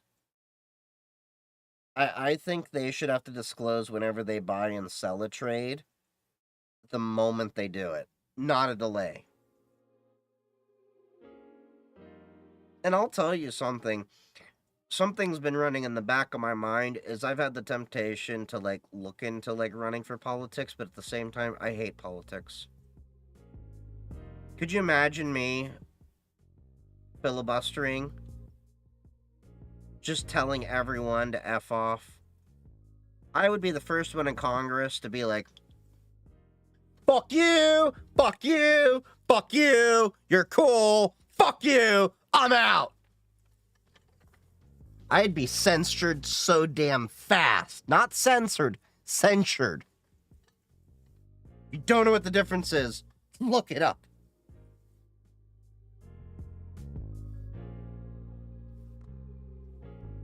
Who's your favorite politician? None of them. I hate all of them. For different reasons. All politicians suck to varying degrees. I mean, if I were to be in Congress, I'd probably at least be amicable with quite a few. Well, Vermin Supreme isn't really a, politician. He is the Messiah.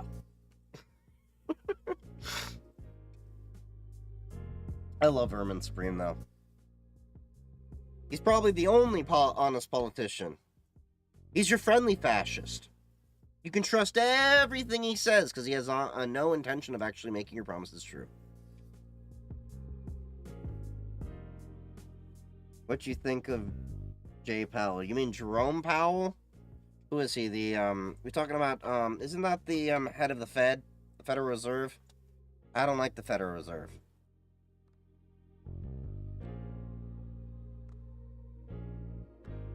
Almost like, what is that, asking, what is your favorite clown? Have you seen Elizabeth May's responses to Donald Trump? I have not. The honest truth is it's so easy to dunk on, Donald Trump. Donald Trump's not that smart, and I think a lot of people need to get their head out their ass and understand there's a lot of dumb people that are rich. There's a lot of smart people who are poor. Your wealth is not any indicator of your intelligence. The reality is, once you get past $1 million, $5 million in assets, you make enough money just off of the interest and the compound gains on it to be able to live off of that. The rich get richer because it's easier to grow that wealth. That's the honest truth. And a lot of people need to get their head out their ass when it comes to how they view wealth and intelligence. Like I said, I know a lot of dumb fucks that are rich. And I know a lot of brilliant people who are poor.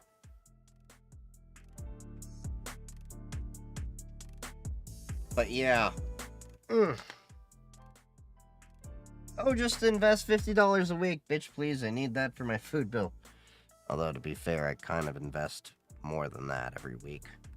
But I have money that I can actually do that with. I throw a little bit of money in my Roth IRA every paycheck. 401k every paycheck. My regular stocks every paycheck. My high yield savings account every paycheck. And I even throw a little bit towards cryptocurrency every paycheck. But that's because I have enough money that I can actually spend that on things that are not necessities anymore. And that's after I set aside all my money for my necessities and everything. But I also remember when I worked minimum wage jobs and when I couldn't afford shit. When my family literally had to help me be able to make ends meet. Whether it was apartment money, gas money, or whatever. So I remember those things. And the honest truth is, if I as a single person feel like I can't afford kids, and I want kids, but I feel like I can't afford them in this country, how the hell do a bunch of y'all manage to do it with kids? I have a couple of good friends that have kids. I know they love them, but at the same time, you know, I pulled them aside and I'm like, how do you function? Like, in terms of, like, how do you make sure your kids have everything they need while making sure you yourself have everything you need? When I myself sit back and I'm like, I feel like I'm stretched and I'm doing better than most. And that's the problem, as you say, survival mode. But survival mode only works for so long. And then eventually it wears you down.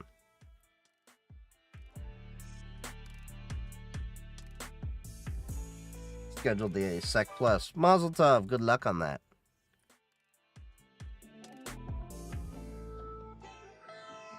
I don't have a good paying job right now. Gotta live off savings while actively attending classes. I feel that. I remember those moments when I had to live off of savings and everything. Are you doing DEF CON this year? I'm hoping. I should know more within a couple of months.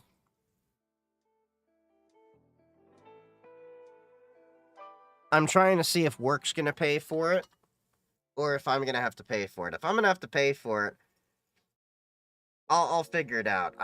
It's just a matter of how I pay for it.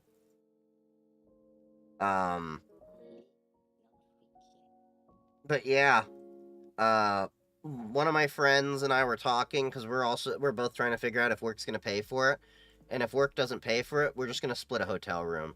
Because he and I were chatting, and I'm like, you were there with me last year. You saw how little you're gonna use a hotel room. We'll just get a hotel room, 2 queen beds. We're only gonna be there to, get dressed, shower, and sleep. And you're barely gonna do any of that. So yeah. I'll figure it out. I'm hoping to be there, this year. But I gotta figure out a few things first. And that's a big reason also why I want to work on my YouTube. So this year, I don't know if TikTok is going to be around when, DEF CON happens this year, but I am planning on making YouTube content. I would like to have a Twitch stream while I'm there, but I can't make a guarantee on that, because it also depends on the signal and everything else there. Y'all not bringing some chicks back to the room. Who the fuck are you? You're not my mom! Oh, that's when I smack the shit out you. I smack the shit out. That's be a true player, you have to know how to play.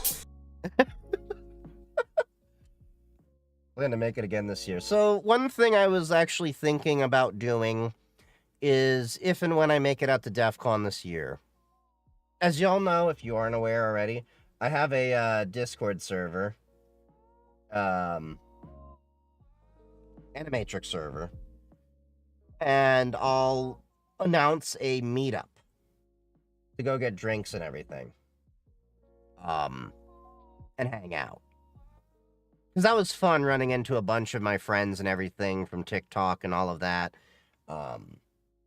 And sorry to a few of you that I ran into while I was at DEF CON, because I didn't mean to be short with some people, but I was like, hey, nice to meet you, but I am running all the way to this talk right now. Like, there were a few people like, hey, it's Chief. And I'm like, hey, nice to meet you. I wish I had more time, but I'm literally in the middle of sprinting to another class over here, and I have no time. Because, it's like you're going from one talk to the next. So, like, sorry to some of those people. But I'm pretty sure most people understood. Like, we're all here to tinker and all that, and I'm not much of a person that's, like, into being a celebrity. Hi, bygone. Pretty much.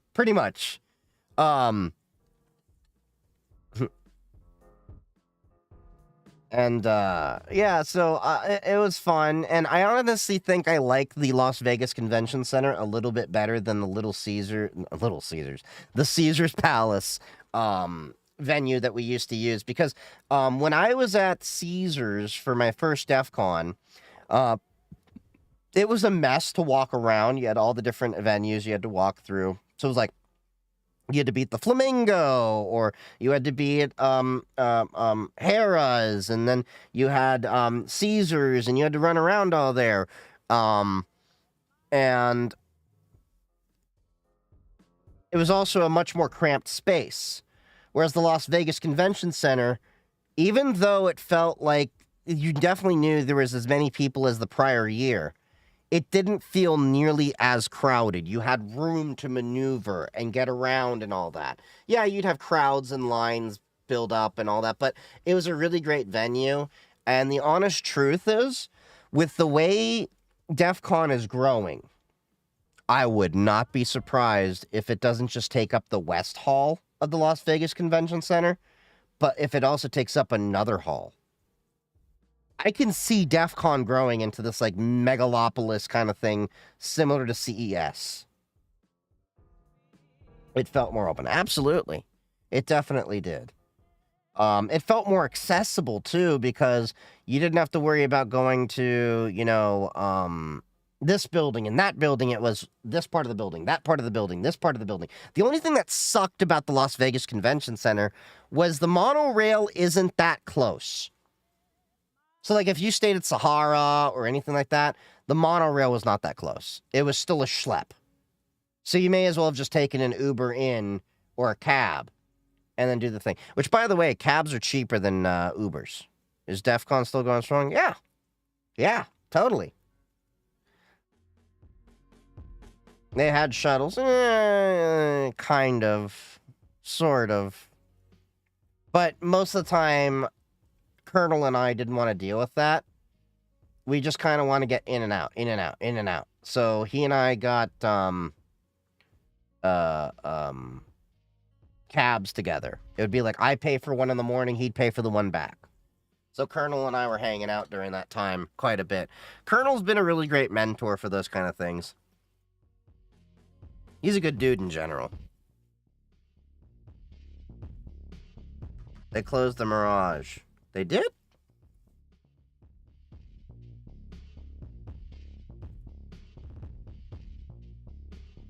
The Mirage in Las Vegas closed permanently on July 17th, 2024 after 34 years in business.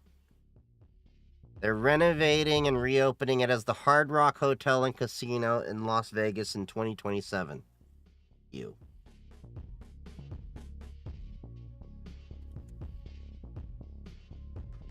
But yeah. Vegas is also my least favorite city. I hate Vegas. I am not a fan of going to Vegas. The only reason you will catch me in Vegas is conventions and shows. Now, this year, I'm hoping to make it to B-Sides again. I'm going to be asking everyone who seems remotely approachable if they would let me intern. I don't know if that'll... I mean, it's good to network and talk to people, but a lot of the people going to these aren't usually the ones that have interns underneath them. You'll find a few people that, might do that kind of thing, but I would focus more on making a friend group. Build your friends and network out there. I have so many great friends just from the past 2 years of DEF CON. And I have an amazing community, thanks in part to meeting people in person. So, don't worry about, interning and all that. If you build it, they will come. That's what you need to understand.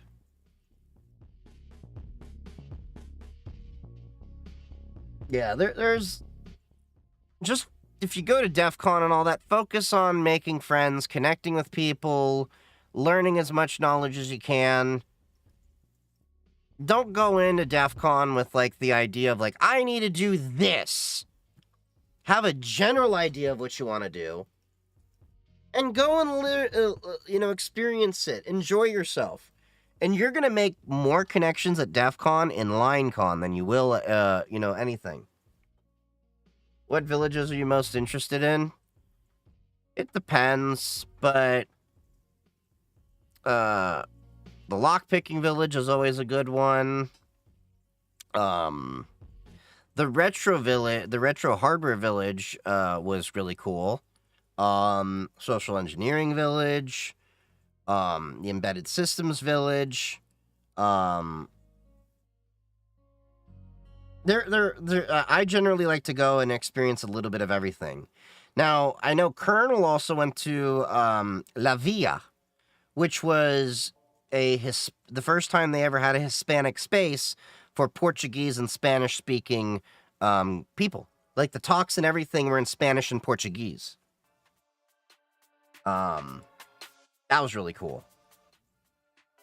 And every year I'm interested in different things. Also, the aviation village is one of my favorites. I love the aviation space and different tech and stuff out there. Where is my cat?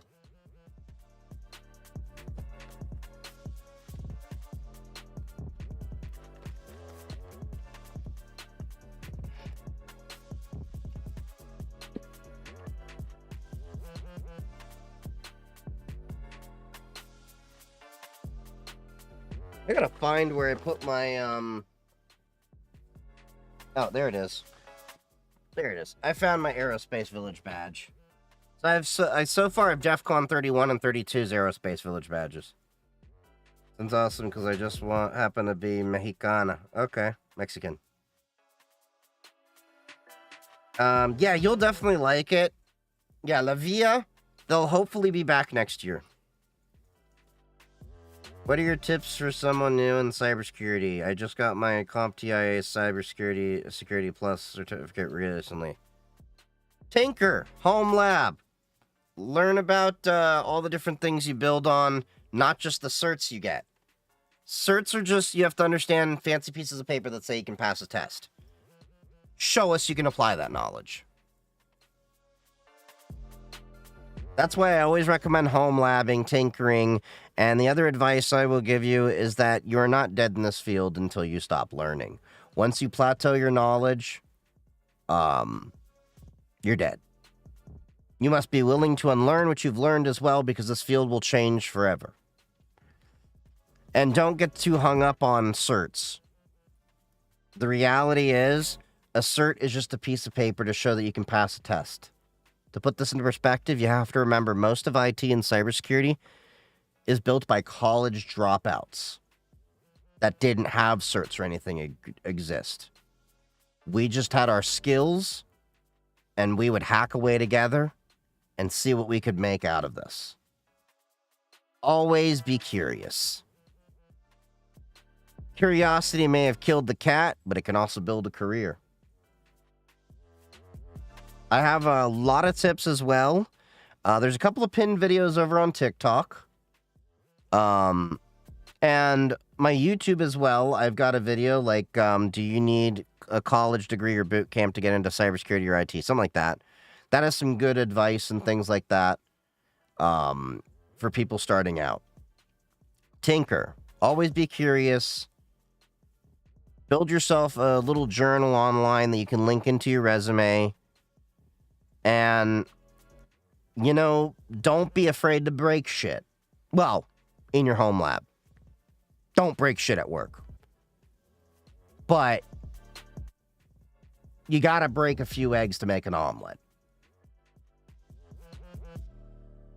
College dropout here and works in tech. I technically don't have a college degree. The college I went to defrauded the U.S. government. Got my loans forgiven, at least. And the only certification I have is the CISSP. Yes, I have a CISSP, and that is my only damn certification in this field. I have the big cert. And after I finish getting my ham radio technician license and my general ham license, I want to focus on going for my CCSP, the certified cloud security practitioner, which is the nice companion to CISSP.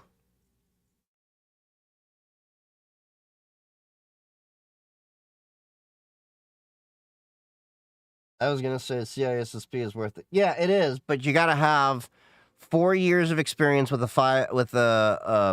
have to have 4 years of experience if you have a 4-year college degree, or 5 years of field experience without one, and it must be in the 3 of the 8 domains. Was it hard to pass CISP? Yes, it's like a fucking confusing English exam. It was more the way they worded a lot of things, and that you have to study for a lot of the things specific to the test. You can't think like you were a technician in the field, where I know some of these things wouldn't be applicable in the field, but you have to think about it in the way of, like, different ways they want you to work. But yes, it was hard. I studied that for about 6 months. The test itself was like, I was there about 2.5 hours. It was horrible. It's a mind fucker. Cisco certs, yeah, they're horrible.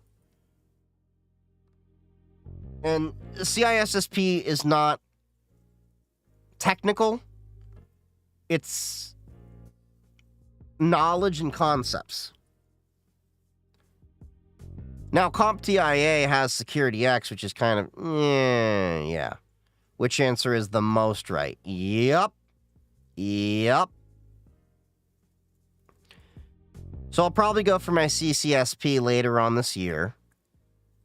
I'm probably going to end up taking it after DEF CON. Do you have a home lab with the wasp juice shop at start? Yeah. The home labbing will probably be better for you to learn a lot of the things to get you in, get you a job. Certs at most get you an interview. But those have to be the certs that HR is told to look out for. Because HR only knows what they're told in terms of the criteria. The other advice I'll give y'all is that if you don't hear back from anyone after applying to jobs for 2 or 3 months, I hate to break it to you, you are the problem, and it's your resume looks like shit. Consider getting a professional resume writer.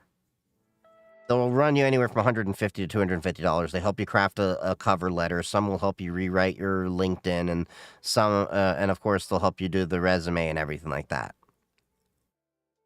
If you're not getting callbacks within 2 months or so, that's why. So, because like 9 times out of 10, those friends that are saying they're not getting any calls back from a job or anything, it's because the resume looks like shit. I hate to say it that way, but it's the honest truth.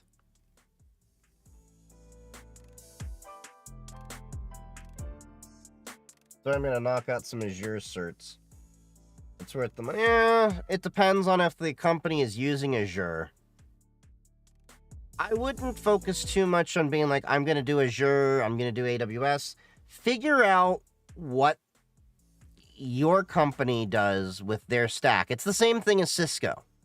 Not every company is using Cisco. Some people are ripping out Cisco and putting Palo Altos or Junipers or whatever. Don't focus on learning specific tech because you think that's what you need. Learn the tech that your company needs and will be willing to pay for the cert for. Also, I just dropped out of computer science university as well. Or use a resume AI SaaS product. I don't know if I would trust those AI products as well for resumes. Because the reality is, it can help you rewrite it, but it can't help you reformat it. You need eye-catching designs, and an AI is only as good as the information it's been trained on. Whereas a human can easily translate to what a human wants.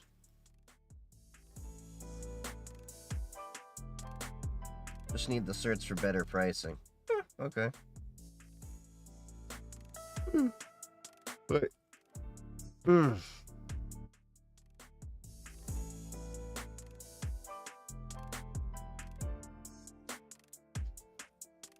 But yeah, there's a lot you can do with it and all that stuff. Appreciate the love. Your girlfriend hates you. Why, Tom? Why does your girlfriend hate you? Is it because when you told her you're going out to buy Raspberry Pi, you came back with 10 of these and she realized it wasn't edible? She says I'm not funny. Do the Raspberry Pi joke. See what she says.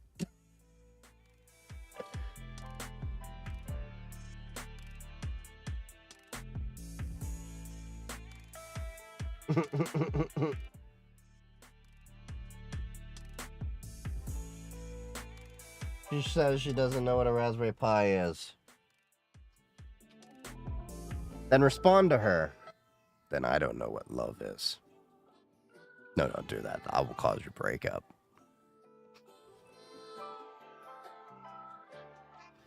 For a home lab, should I get a powerful PC to learn or get a PowerEdge server and slowly build a rack? That is a personal call. So for a home lab, So a home lab is not anything in particular. A home lab could be just, you got a Raspberry Pi or two.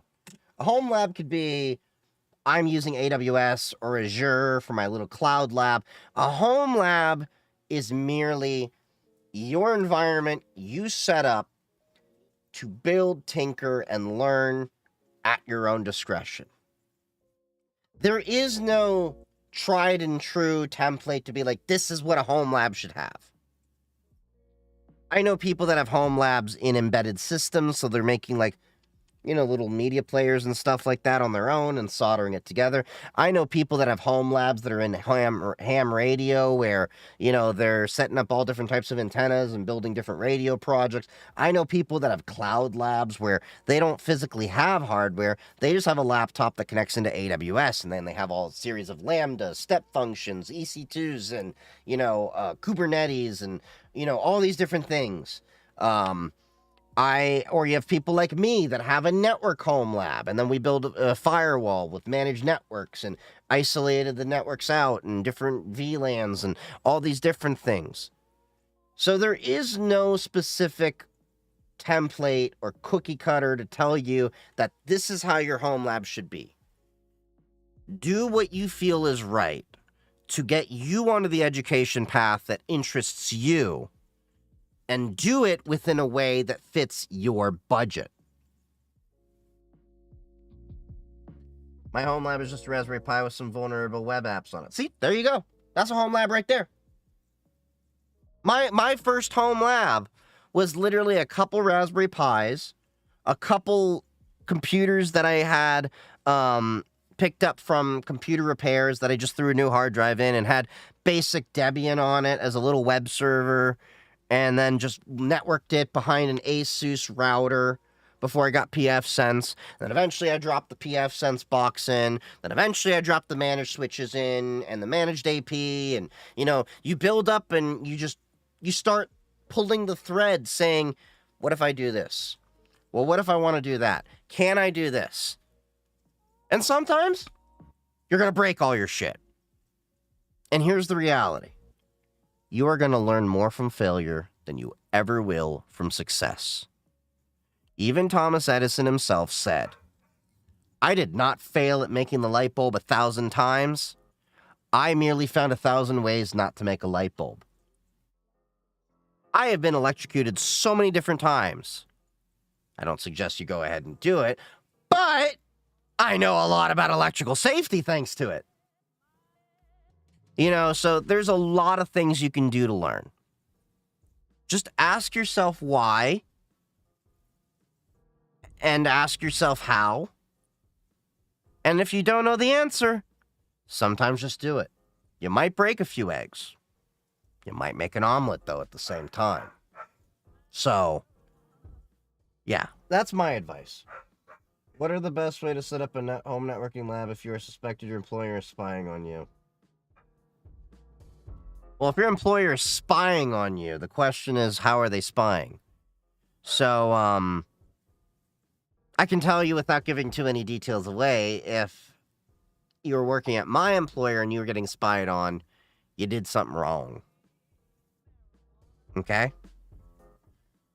If they're, having something like Zscaler, they know what traffic's going in and out. But really what I do, and this kind of cracks up work, because CrowdStrike also has an agent that you can see all the other devices in the network too. And I think it's CrowdStrike. Yeah, I think it's CrowdStrike.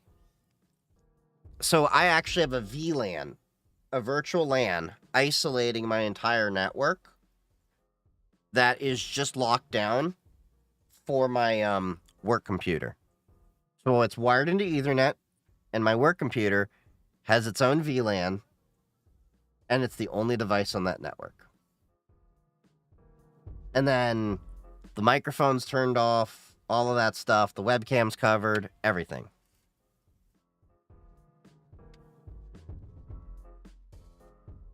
So there's different.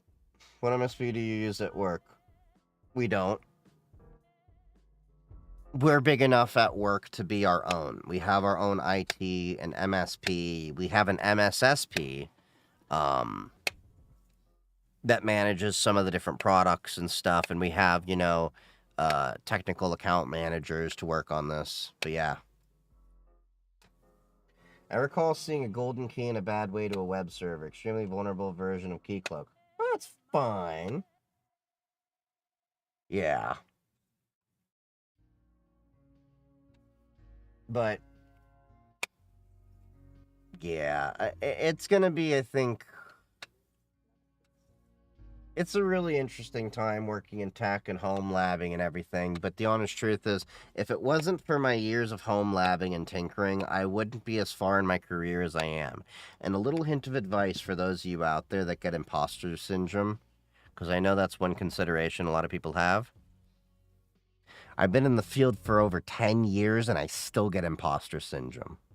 So don't be afraid when you feel like you're not enough. The professionals in the field do too. We have our days. And if you get those moments, take a breath. Go take a walk. Get your mind off it for a little while. It'll come to you. And sometimes you got to beat your head into the wall. And you will ask yourself on some days, like, am I really good enough for this position? Am I really qualified enough for this? And the answer is yes. Even the professionals don't know what the hell we're doing sometimes. Just keep that in mind. Don't be afraid to ask for help or use ChatGPT. Yes. And also remember, ChatGPT can feed you wrong answers too. I 24/7 felt like that so far, but did manage to push it through. Yeah. I've been in the profession 19 years and still get imposter syndrome, lol. Even as CTO, CISO. Yep. It happens to all of us. We're all going to have our moments. We're all human. We're not perfect. The only one that's perfect is God. And we ain't them. So, do the best you can. And like I said, if you ever have imposter syndrome starting to hit you, consider taking a breath and going for a walk. And also remember to treat yourself well mentally. If you need, go to see a therapist. It helps out a lot. I have a therapist. And sometimes it's just great to, talk with someone outside of your own circle to get your mind off of things. And just let you know that you are indeed, not a crazy person. Most users respect honesty. I don't know, but I'll find out. Yeah. Yep, that's the truth as well, but also end users can be assholes. So I will match users' energy if they come at me with this I know more than you attitude. I will let you smack right into a wall and then be like, you done yet? Cool. Now I'll help you. I've done that. One of my rites of passage I've actually done with a lot of newbies to the field. Because I've done this myself. I was the asshole that thought they knew everything. They'll, maybe be like, I don't want, your help. I don't need your help. I know everything. I went to college for this. I'll be like, fine. When you need help, let me know. And I'll let them just smack right into the wall, make themselves look like a fool. And then after, a while of beating themselves up, I'll then go over and basically be like, okay, did you eat your slice of humble pie? Cool. Do you want to learn how to do this in the field now? Look, we all went through that. And look, there's even a few people that I've met through TikTok that were young kids when they started out, making content and everything. And I give them a little bit of grace because I'm like, look, you're young, dumb, and full of cum, okay? I was there too. But I know they're not bad people. They just need to grow the hell up.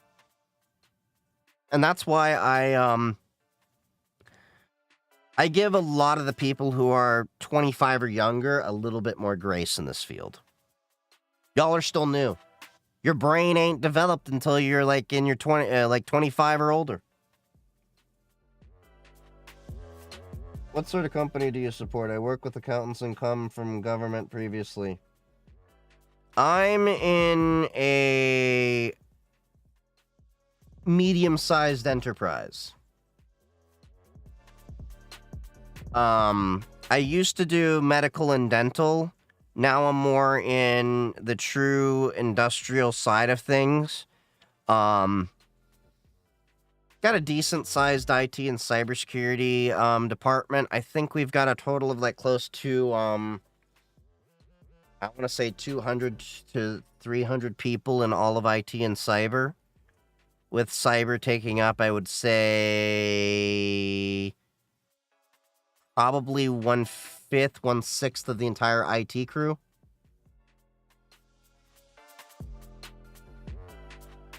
Our chief, is SHA-256 secured enough? SHA-256 is a hashing algorithm, not really an encryption algorithm. If that's what you're talking about. So, no, it's not really related. How is it working in the medical field? The problem with the medical field was a lot of them are really behind the security and compliances on a lot of things. A lot of what I did in the medical field was physical penetration. Like put on a doctor's coat, pretend that I'm an actual doctor and see how far it would be to stop me. Literally just, you'd be surprised how many hospitals and medical offices and dental offices and all that fail HIPAA. Because they don't consider the physical aspects of it. HIPAA also, HIPAA and high tech, really, it's two of them. So what I mean by that is they would not have automatic locking computers. You have to have it lock to a password-protected screensaver. They'd share passwords. They have the passwords easily on notepads and stuff like that.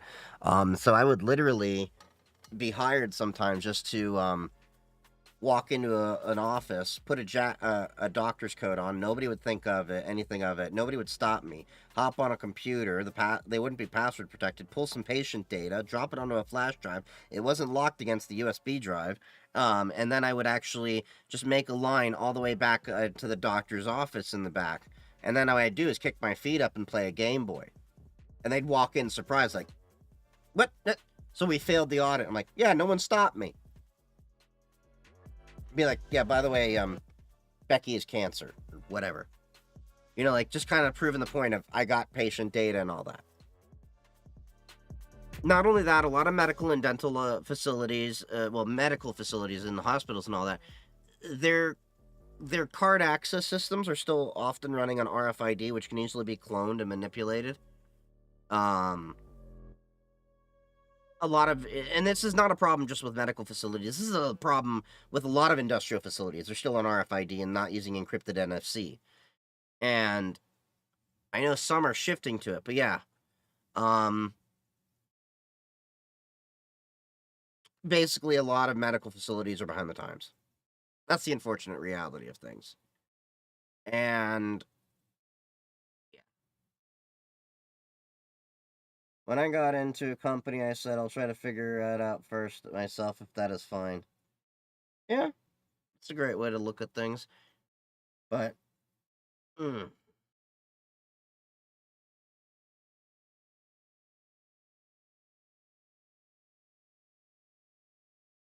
what projects do you enjoy working on the most? It depends on the mood, really. A lot of it's been tinkering with the ideas of around how I can secure a system better. Like, I love tinkering with Cube's OS.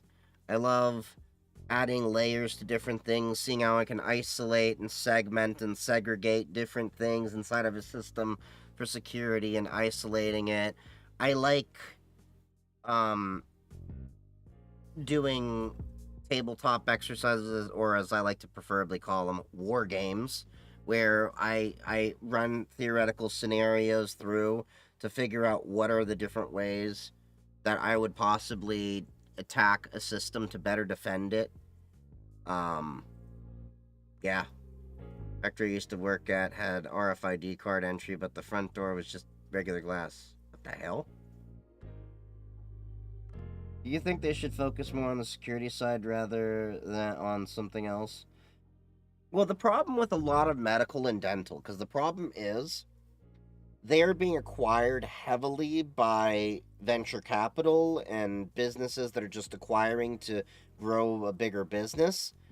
And I saw this firsthand, well, not firsthand, but secondhand through Henry Schein. If you're not familiar with Henry Schein is one of the world's largest medical, dental, and veterinary supply company in the world. They own a lot of medical companies and everything like that. Medical hardware, software. I remember when I was at the International Dental Show in Cologne, I think it was 2017.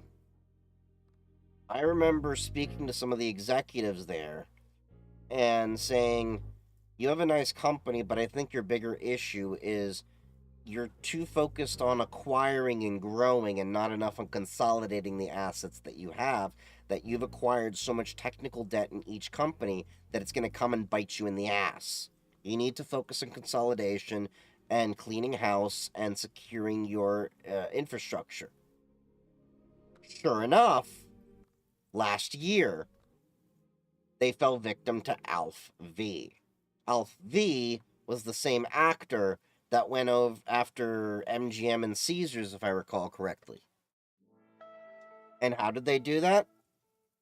They got in, apparently, through some of those old systems I talked about because of their technical debt. And they had not one, not two, but 3 re-encryption events. It took them 3 months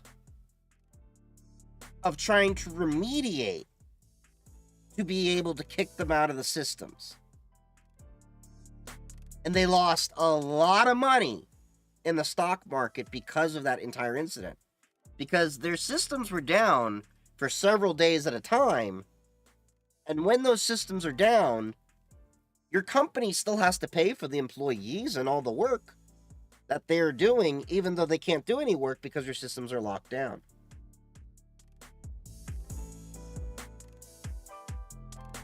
Hospitals are always patient first. The IT budget is always last, spoken from experience. I don't even think they're patient first. If they actually gave a shit about patients, they wouldn't charge patients nearly as much as they do. That's the honest truth. They're not patient first. They're money first. They are the epitome of boo-foo. Buy us, fuck you.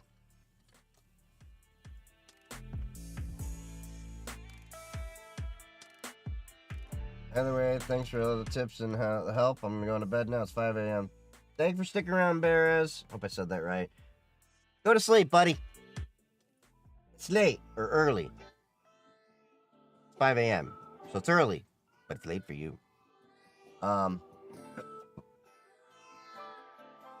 Oracle buying Cerner is another. I don't know about that one that they bought. And for real, all gas, no consolidation, hundreds of applications, not enough budget for infrastructure. Yeah. And 5.9s can't run themselves. Upgrades, facts. 6 Ot 46. Oops. Said it right, but that is my family name. I'll change it up my name. Up my TikTok name soon to fix that. Okay. Get some sleep, Edis. Thanks for hanging around. But speaking of sleep, it's getting late for me. It's close to 11:30. I got to get ready for work tomorrow as well. Get ready for bed because I got work tomorrow. So thank you all for hanging out with me. As always, if you haven't already, what's up, Salama?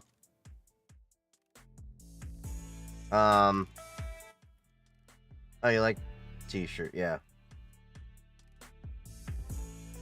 Thank you. I got this at DEF CON. I like supporting the EFF.